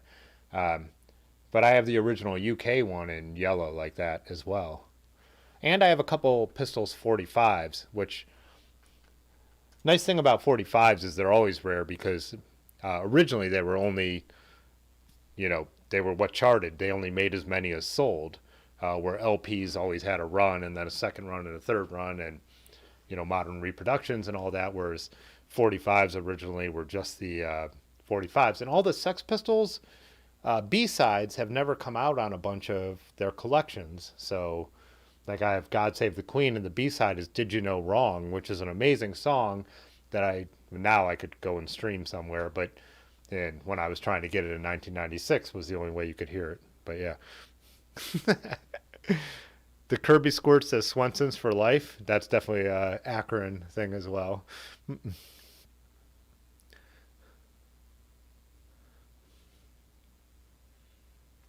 Yeah, I'm I could still put on the Pistols, but Johnny Rotten has become like a he's become like a right winger. He's doing all this stuff that being he's saying how like now being a rebel is being on the right and all that stuff. No offense, if anyone here is slightly conservative, but he's talking about like full on Trumper bullshit. So again, offense meant if you're a Trumper, you could leave. I don't care. Yeah. You can be conservative politically and still be my friend. You can't be a Trumper and still be my friend. Two different things. You know, you can have conservative viewpoints. You can't be a fascist. There's two different ends of the spectrum. So, but yeah, so Johnny Rotten, it's harder. It's harder now to. I I don't know. I've talked about this and debated this with other art forms. Like, I really like Woody Allen movies, and the dude's obviously a creep. I really like John Lennon. The dude was kind of a dick in his personal life. So where are you able to draw a line between the art and artist? And where is that line? Is an interesting thing to explore. But yeah. Well, yeah, me and D'Amico could agree on this. I'm not calling you out for anything, but leans slightly conservative and we're good friends, but he's definitely not a Trumper. So,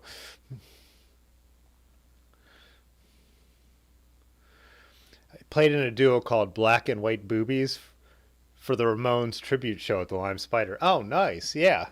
I remember that going on. I wonder why I wasn't there. Uh, but then, are you slightly older than me, D'Amico? Was that slightly before my time, maybe, or did I just miss it? Yeah.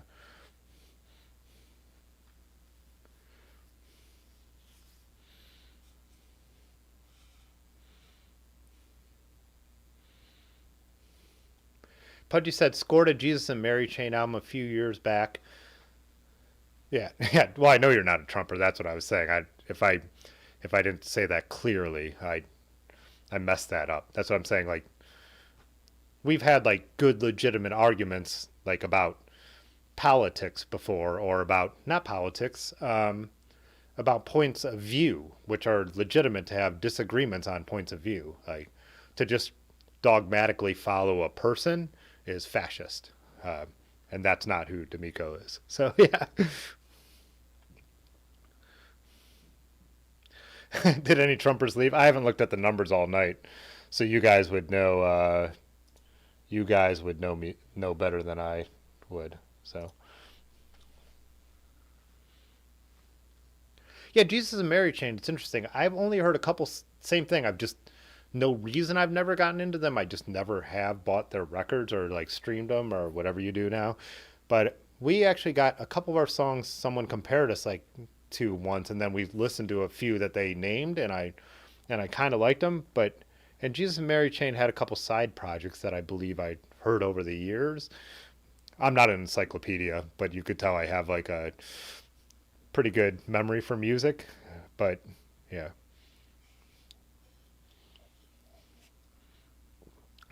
D'Amico said you was young at the time, so yeah, maybe I just missed that. That was too long ago.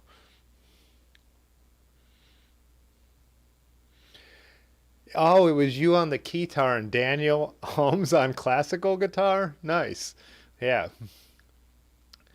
We, for a while, I know Pete was trying to get Daniel to play keyboard in our band, I believe. I believe that was Daniel.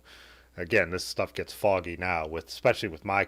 I'm more foggy with my career than I think I am with music in general.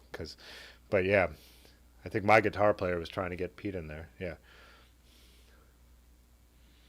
We added one viewer, a Trump troller.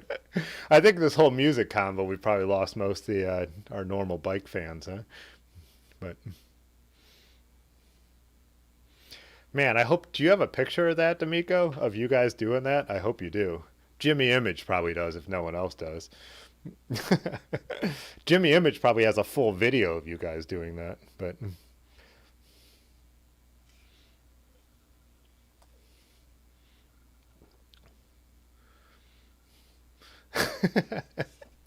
four people signed off after I said that. That's fine with me. Like I said, you got to build your tribe.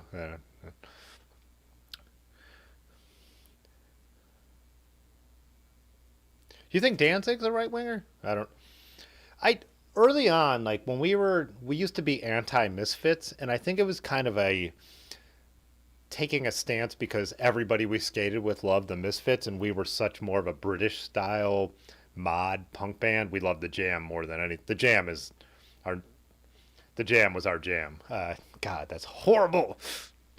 But yeah, the Jam, and then like the Clash. Like we learned all of In the City and all of the first Clash records straight through. Like that's the biggest influences on what we did. And so like the Ramones and the Misfits just always seemed too simple to us. I don't mean musically simple, just too simple to be into, because all the Lookout bands, who I'm actually seeing on Thursday, a band called the Queers, which I still love, Screeching Weasel, all the bands that were popular like had that Misfits Ramones thing. So we were trying to take a different tact, being rebels in the rebel scene or whatever it would be. But now they're both bands that I totally dig. Of course, all the Ramones stuff I love. I mean, well, the Ramones have a couple bad records, but all early Ramones stuff is awesome, and I could totally listen to Misfits. But yeah, at the time, when you're young, you have, I don't know, and if you're going to try and do something in music, I think you have to take a stance or an attitude. All bands that are just oh, I like everything, then you end up sounding like Fish. You know what I mean? How many people left when I said that? But I stand by it. You can't like everything. If you like everything, you don't like anything. So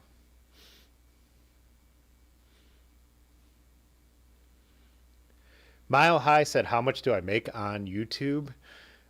I make right now, and I've told the channel members this, which I don't mind sharing here either.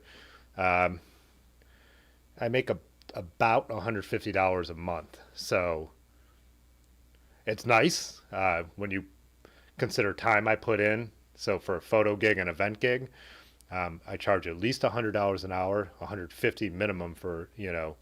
So it's definitely not when I put in the time. Like the Krampus Kross video probably took me, because slow mo and stills, 4 hours to edit. So that would probably eat up the entire month's profits. But I'm not complaining. It's great. And then most of that comes from channel memberships, like probably 90, I think 70 to 80 bucks is channel memberships and super chats, and then 70 bucks is like ad revenue. So, but I only put on skippable video ads too. So I don't put on like mid-roll or make you sit through a full ad. So there might be more potential there, but I feel like it would be more annoying than it would be worth. So say I'd make 20 more bucks a month. I I don't like watching non-skippable ads, so I just don't want to put it on my channel. If I was making my entire living this way, like I don't complain when I click on Dustin Klein or Terry B or Pathless Pedaled and I have to sit through the ads. That's how they're making their, well, I don't think Terry B makes his living that way. He's still a videographer, but getting sidetracked and saying way too much. But I don't mind watching full ads for people who make their living doing YouTube, and I really enjoy and get a lot out of their content. This is a hobby for me, so I just don't really want to do that here. But, well, what's his name? Not Joey Ramone. The guitar player was a conservative too. He was like a big Reaganite.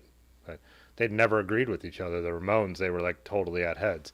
But yeah, I mean, also the one dude was an idiot. So he was a great guitar player, but an idiot. Yeah. So Devil's Whorehouse. I'll look him up. So yeah, I'm at like 2,600 subs. So, and again, you could milk that more, like if you wanted to, like I was saying. So if I put on mid-roll ads and all that stuff, I'd probably make more, but it wouldn't be enough to make it.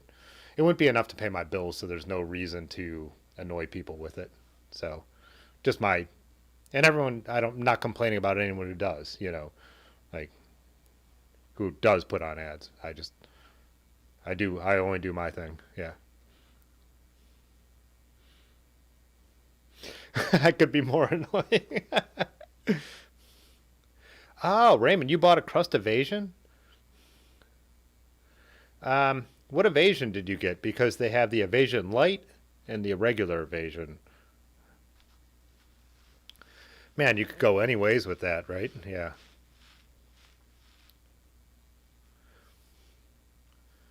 Chris Altus asked if I get paid the same if you skip an ad. No, I would make more if you watch the full ads, but at my scale, it would be so little more that it's irrelevant. I mean, like when you skip an ad, Chris, it's probably costing me 0.005 of a cent. So like, it's skip the ads. Feel free to skip the ads. Like, yeah, it's not how I'm paying my bills. Like, yeah, hit skip when you're, if you're watching on a device where you're like just waiting to watch the video, skip them. Yeah. It's not enough to make it worth you sitting there. You won't be doing me a ton of favors. In a good way, I mean. Like, I appreciate the thought. Yeah, so Mile High, like, you get monetized at 1,000. It's still subs are less important than people think. Subscribers, it's YouTube's algorithm is really based on how long you watch videos. So, like, if I put out a 10-minute video and the average watch time is 2 minutes, it'll sync in the algorithm. If you put out a 10-minute video and people watch it till the end, it'll rise in the algorithm. Watch time is the most important thing. They actually recommend you don't ask people to subscribe to your channel. You ask them to hit the like button. That helps spread it. That's an actionable thing that tells YouTube people are watching the video and enjoying the content. YouTube's algorithm is based around people enjoying content, and people like to talk down about how the algorithm screws some people over, not other people. It doesn't. Like, YouTube's goal is that people enjoy content, so they watch more content, and that's simply it. And watch time is the most important thing in their algorithm. But yeah, so when it comes to revenue, the thing is to build an audience first and hope they watch through your videos. But yeah, ad revenue is tiny. As you'll hear Russ on Pathless Pedal always say, he's basically a sticker salesman, But I don't know. make good content, do the best you can, and then, stuff could come, you know. Billy Ramone, Cletus Ramone, Jethro Ramone.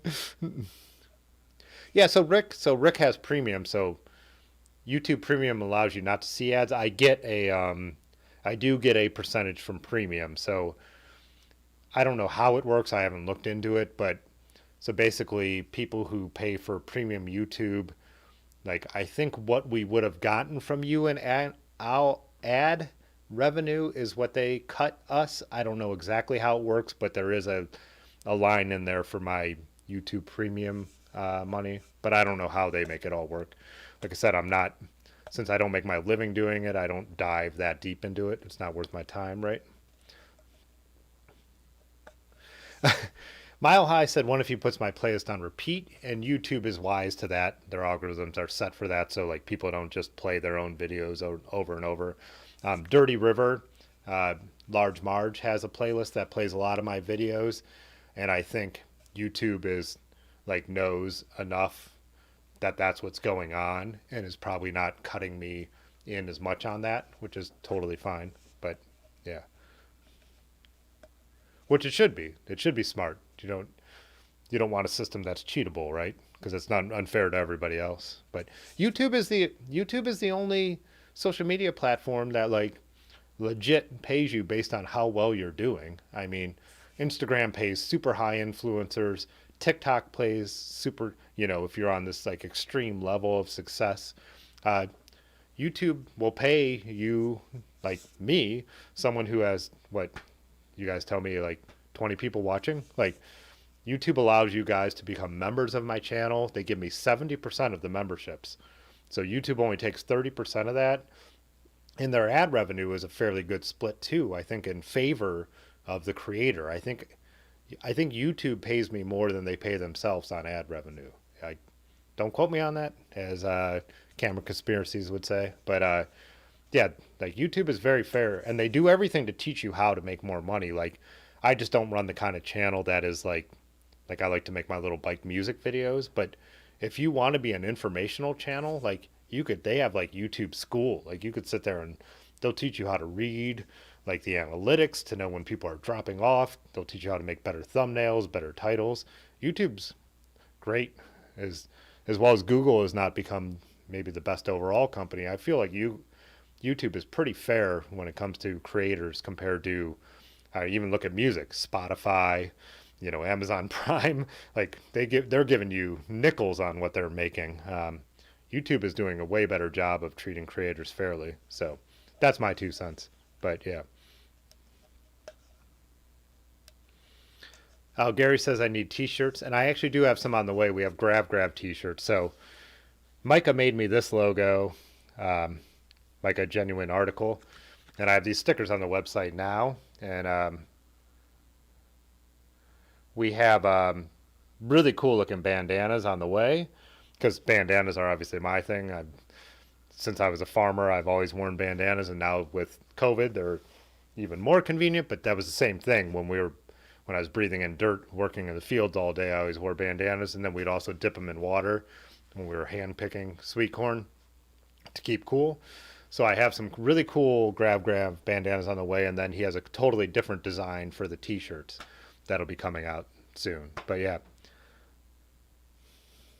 I'm a professional photographer and videographer too, so it's like YouTube has always been practice for me for my professional business. That's why I started it. In 2020, my goal was to put out a video every week, which I kept up and I'm still keeping up. But the reason was not to grow on YouTube. The reason was to become a better editor and videographer for my real business. And now this has taken on a life that I enjoy enough that I keep it going. So, but yeah. Autumn Color Ride 2. You love that video. Must have watched it 20 times. Nice.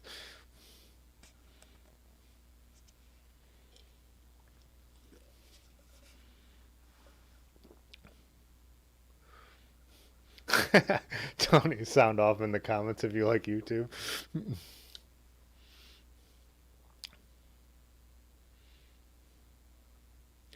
I might have missed a couple things. Oh, Mile High. Oh, What if we? Oh yeah, you guys talking about the playlist about? Yeah, gotcha, gotcha. Hit that like button. Yeah, the like button's the most important thing on YouTube. Like, I'll say this once because I'm a little buzzed. If you're watching one of my videos, smash that like button. But yeah.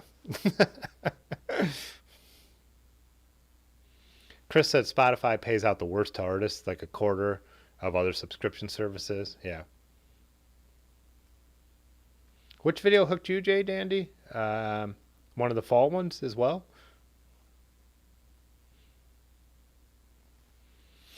Pudgy said he heard Mile High as a club.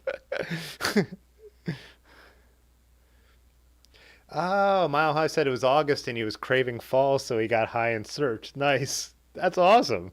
I love the fact that someone would search fall and that video would come up. All right, Dylan, I'll see you later. Oh, this is on my list, and I haven't done anything I said I was going to talk about, which is fine. That's only something for me. But I will be in Columbus on Thursday night. Um, it sounds I'm riding with people. They booked the whole thing. It sounds like we're leaving here at 5 o'clock, going directly to our Airbnb, and then going to the venue, which is it's small. It's real small. It's like the Kabuki Club. That's not right, though. But we're going to see a band called The Queers, a 90s punk rock band. And then they said in the text message that the Airbnb, we have to be out of by 11. So I think we're just like coming in, seeing the show, going home to the Airbnb, and leaving in the morning. So I don't think I'll actually see any of my Columbus friends on this trip, though I do want to get back down. Well, Flavortown Brad bought a ticket to meet us there, but besides him, you know.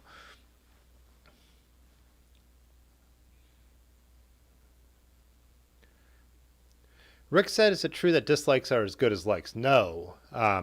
Dislikes are not good for the algorithm. They actually do downgrade it. From what and again, YouTube tells you a lot of stuff, but from what the YouTube gurus seem to say, dislikes are bad. And then Party Size asked, speaking of merch, any recommendations for water bottle printers that don't have a $100 minimum? I don't know the name of the one that my girlfriend used for hers, but they didn't have a $100 minimum. She did pre-order. Party Size, if you remember, DM me on Instagram, like even do it right now so it's in my DMs, and I will link you up with whoever they used because I don't remember, but the price wasn't bad at all. I know because I know what I paid for the ones I got from her. But yeah, Party Size, hit me up with the that question so I could look it up for you. But they did find someone who printed really good quality water bottles, and she definitely didn't have 100 made. So, oh, Autumn too, nice. The video, going back to the video.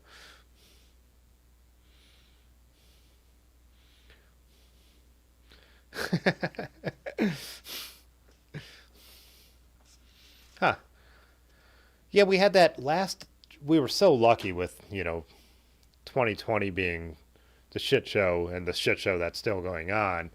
But here in Northeast Ohio, the weather stayed really nice. So I kept thinking, like, I'm not going to be able to get on my bike. And then we kept having that beautiful fall color, which was awesome. So, and they were solo rides mostly because, yeah. Huh. I need to go back and look at the numbers on that. If Googling autumn color had that ride popping up, and I wonder if it jumped up in views now. If it hit the algorithm, as they say.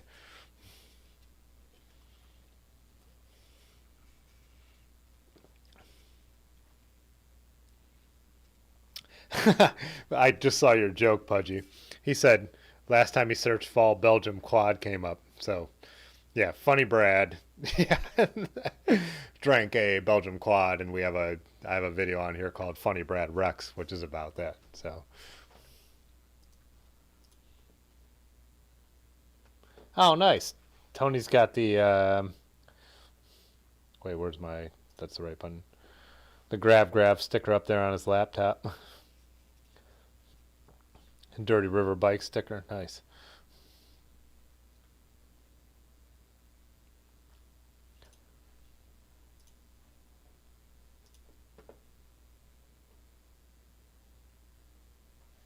See what else? See if anything else has popped up in the chat.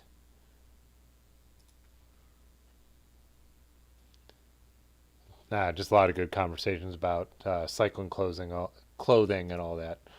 Yeah, I was saying before, it's like some of us are talking like I like Pathless Pedals Discord, but it like people chat so much that I can't even keep up. Like a couple like the guys like Abe and stuff that I met at Nutmeg, but I jump in there and I'm like, it's like 50 comments in each thread back. I can't get to it, so which is good. I'm like, oh, it's the Yogi Bear line. It's so popular, nobody goes there anymore. But it is nice because to have a slower paced conversation over where we do. But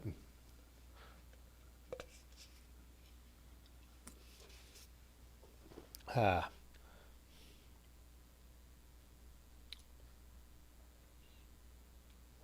oh, hey, Jay Dandy, you're welcome. Yeah, I there's a couple other people at the gravel event that I wish I meant to hand over stickers to, and I totally forgot. Tony's a Marxist. Speaking of which, I should show a couple. Got to hang out with a bunch of friends at the last. It was the Ohio State Championship, the Krampus Kross gravel, but a couple of the dudes we know jumped into the race. Well, here's one right here. He was already planning on it, but I missed his race because he rode at 9 o'clock. The lanky cyclist. So, and me and Lanky traded some sticker as well. He gave me a Hampton Hills sticker. My favorite thing, Lanky, from that whole event was talking to Snacks, cannabis cyclists on here, and he was like, he was talking about how you guys were chatting, or he was talking about something, and he was like, "Stupid, sexy, lanky," which I love that that's become a thing.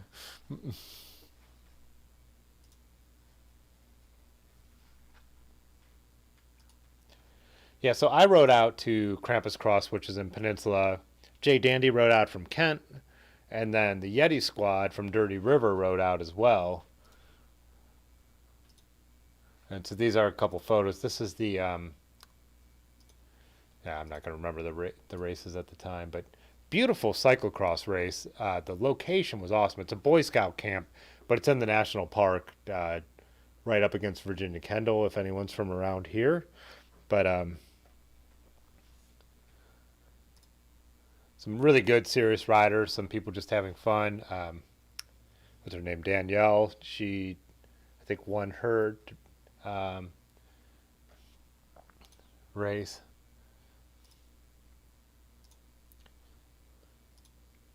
Yeah, it had this so this downhill, which of course photos never show how steep they are, led into like a muddy turn like that, which was pretty nuts and made it for a lot of fun to watch.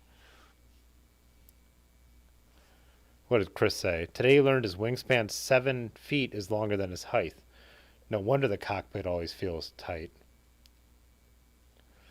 Yeah, so he said any advice shorter stack, longer reach. I think Pudgy would probably know better how to manipulate a geometry like that. Um, all cities are nice because they do have a long top tube, but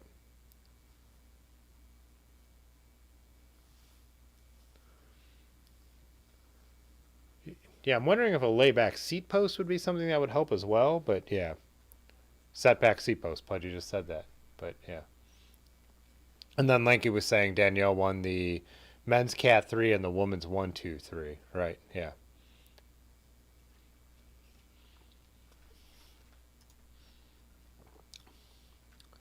That's Brian from Joy Machines. That's the Joy Machines kit. So they're kind of like, I almost consider them like there's no relation in like actual business dealings, but like the sister shop up in Cleveland. They're kind of the same vibe as Dirty River bikes, and all those guys are all people we become friends with.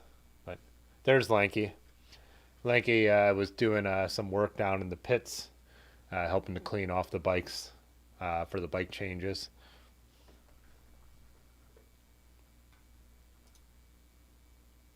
And there's Large and a couple of our other friends, Wintro and Randall.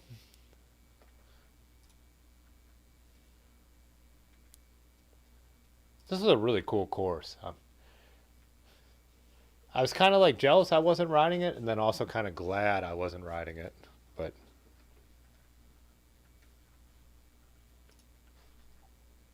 that's Danielle again.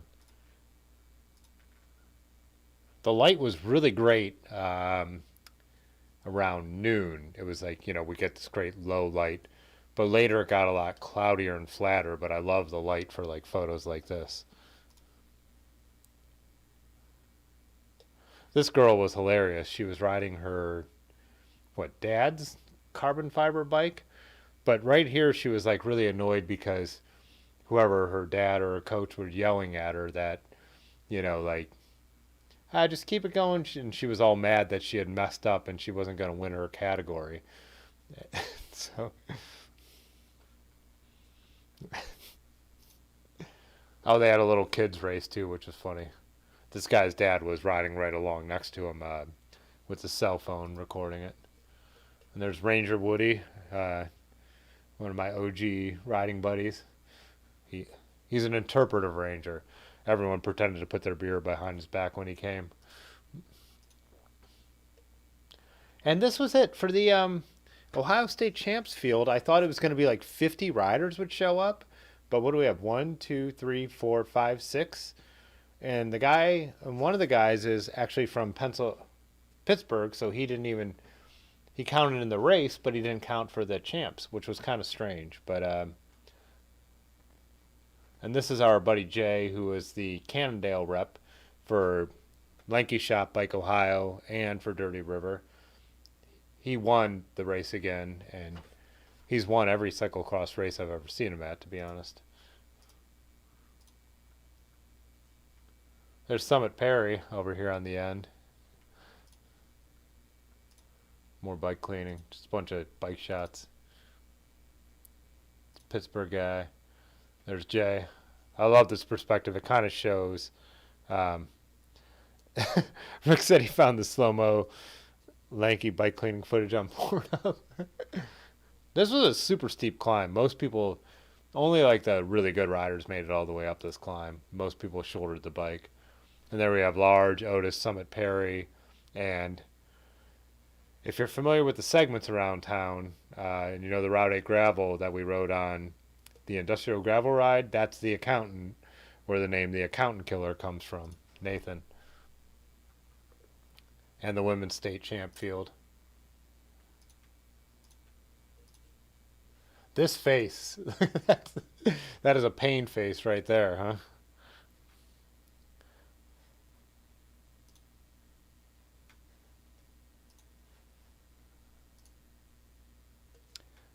Emily Schmemily on Instagram. Bike changes.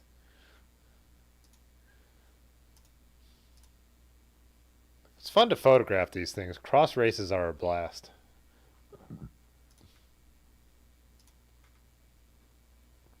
The accountant.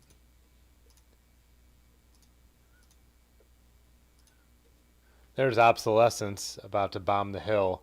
He jumped in the race at the last minute. All his gears didn't work.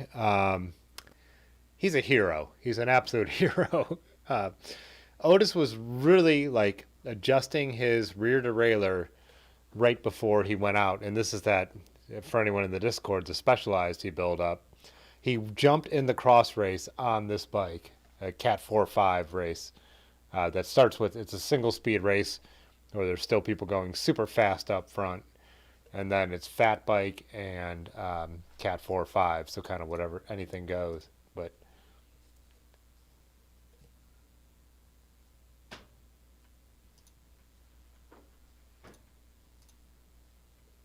this, so Nathan, the accountant, runs up the hill, shouldering his bike, and then gets to the top and falls down. I don't think I posted that photo, but. And you could see the mud caked on Obsolescence bike right there. And Otis flatted, not even racing, flats his own, his super professional, just going back into the woods here at like 1 mile an hour. So, of course, as I took a picture of him trying to fix his flat, he flicked me off. And then the fat bike category, kind of how Lenke won. there were only 2 people in it this time, and our buddy Nathan got second. So.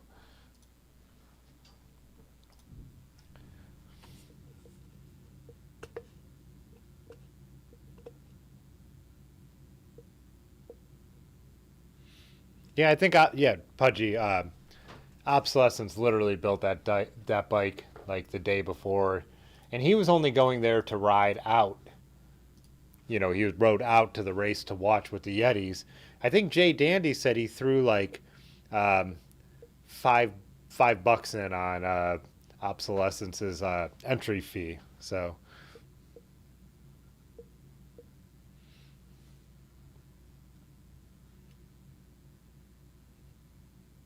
Oh, I don't have it on the screen. Sorry. Did I have this on the screen at all? Did I go through all those photos without them being on the screen and none of you told me anything?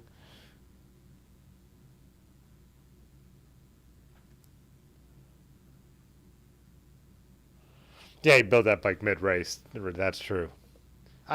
Don't tell me I just said that whole thing without having any of the photos up.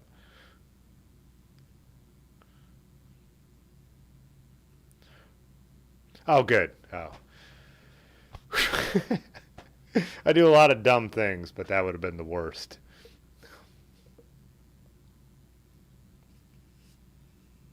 Like you said, he asked the Joy Machines guys why they are off their bikes in the pics. They said they were starting a hiking club. Nice. Yeah.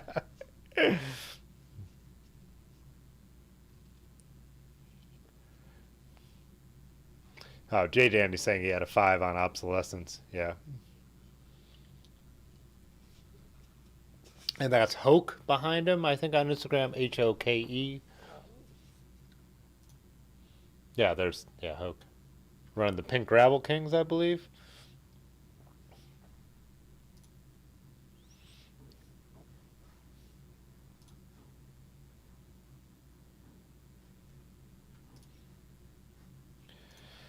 All right. It's already after 11. I think we'll wrap this thing up. Did I have anything else on the list? Yeah, like I said, I always make except last week, put stuff in the description just so I have something to fall back on. But yeah, doesn't really matter. One thing. That's what I'll say before I go, because the people who are still here would be the people who would care about it. And Rick just commented. I talked to him a little bit about it. Before I came over, me and Erin shot a video that's kind of her cycling history because she didn't ride bikes when I met her. One of the things we kind of wanted to do, we thought might be interesting, is Erin being more of a newer to cycling than the rest of us, even than me, because, you guys have taught me, like, a ton of, like, stuff, but I obviously am, like, I've become obsessed with whatever I'm into, so I know a little bit about bikes now. So we thought that would be interesting to have like a perspective of someone who's newer to cycling, and then if anyone was interested in a woman's perspective on certain things, it might be cool. So we made a video that's kind of a timeline of what Erin's into. I'm gonna edit it. Hopefully it comes across well and put it out hopefully on Monday. But yeah, you guys who actually pay attention to the stream, if you think there's something that we should, like me and Erin could cover and make interesting, I would love to have some suggestions on that. Drop in the Discord or below this video or on that video that comes out on Monday. We're going to see how this works out. Erin's kind of willing to like answer anything that she thinks might be interesting to people. So yeah, we'll see how that goes. And that'll probably be the next video. That'll probably be Monday. Like I said, Thursday I won't be streaming because I'll be in Columbus seeing a show. But as Mile High asked, is there a day for the live chats? Tuesdays and Thursdays at 9 is the time I try and stream. And I post in the Discord whether I am or not. And then I say at the end of these. But yeah, I always get at least one a week up. So this week it's only going to be today. But I'll definitely be back on next Tuesday at 9 o'clock. So, all right, guys, I will see you on the internet and some of you in real life. Okay, bye. All right. Because Yeah. this is not interesting. Fitzwater photo.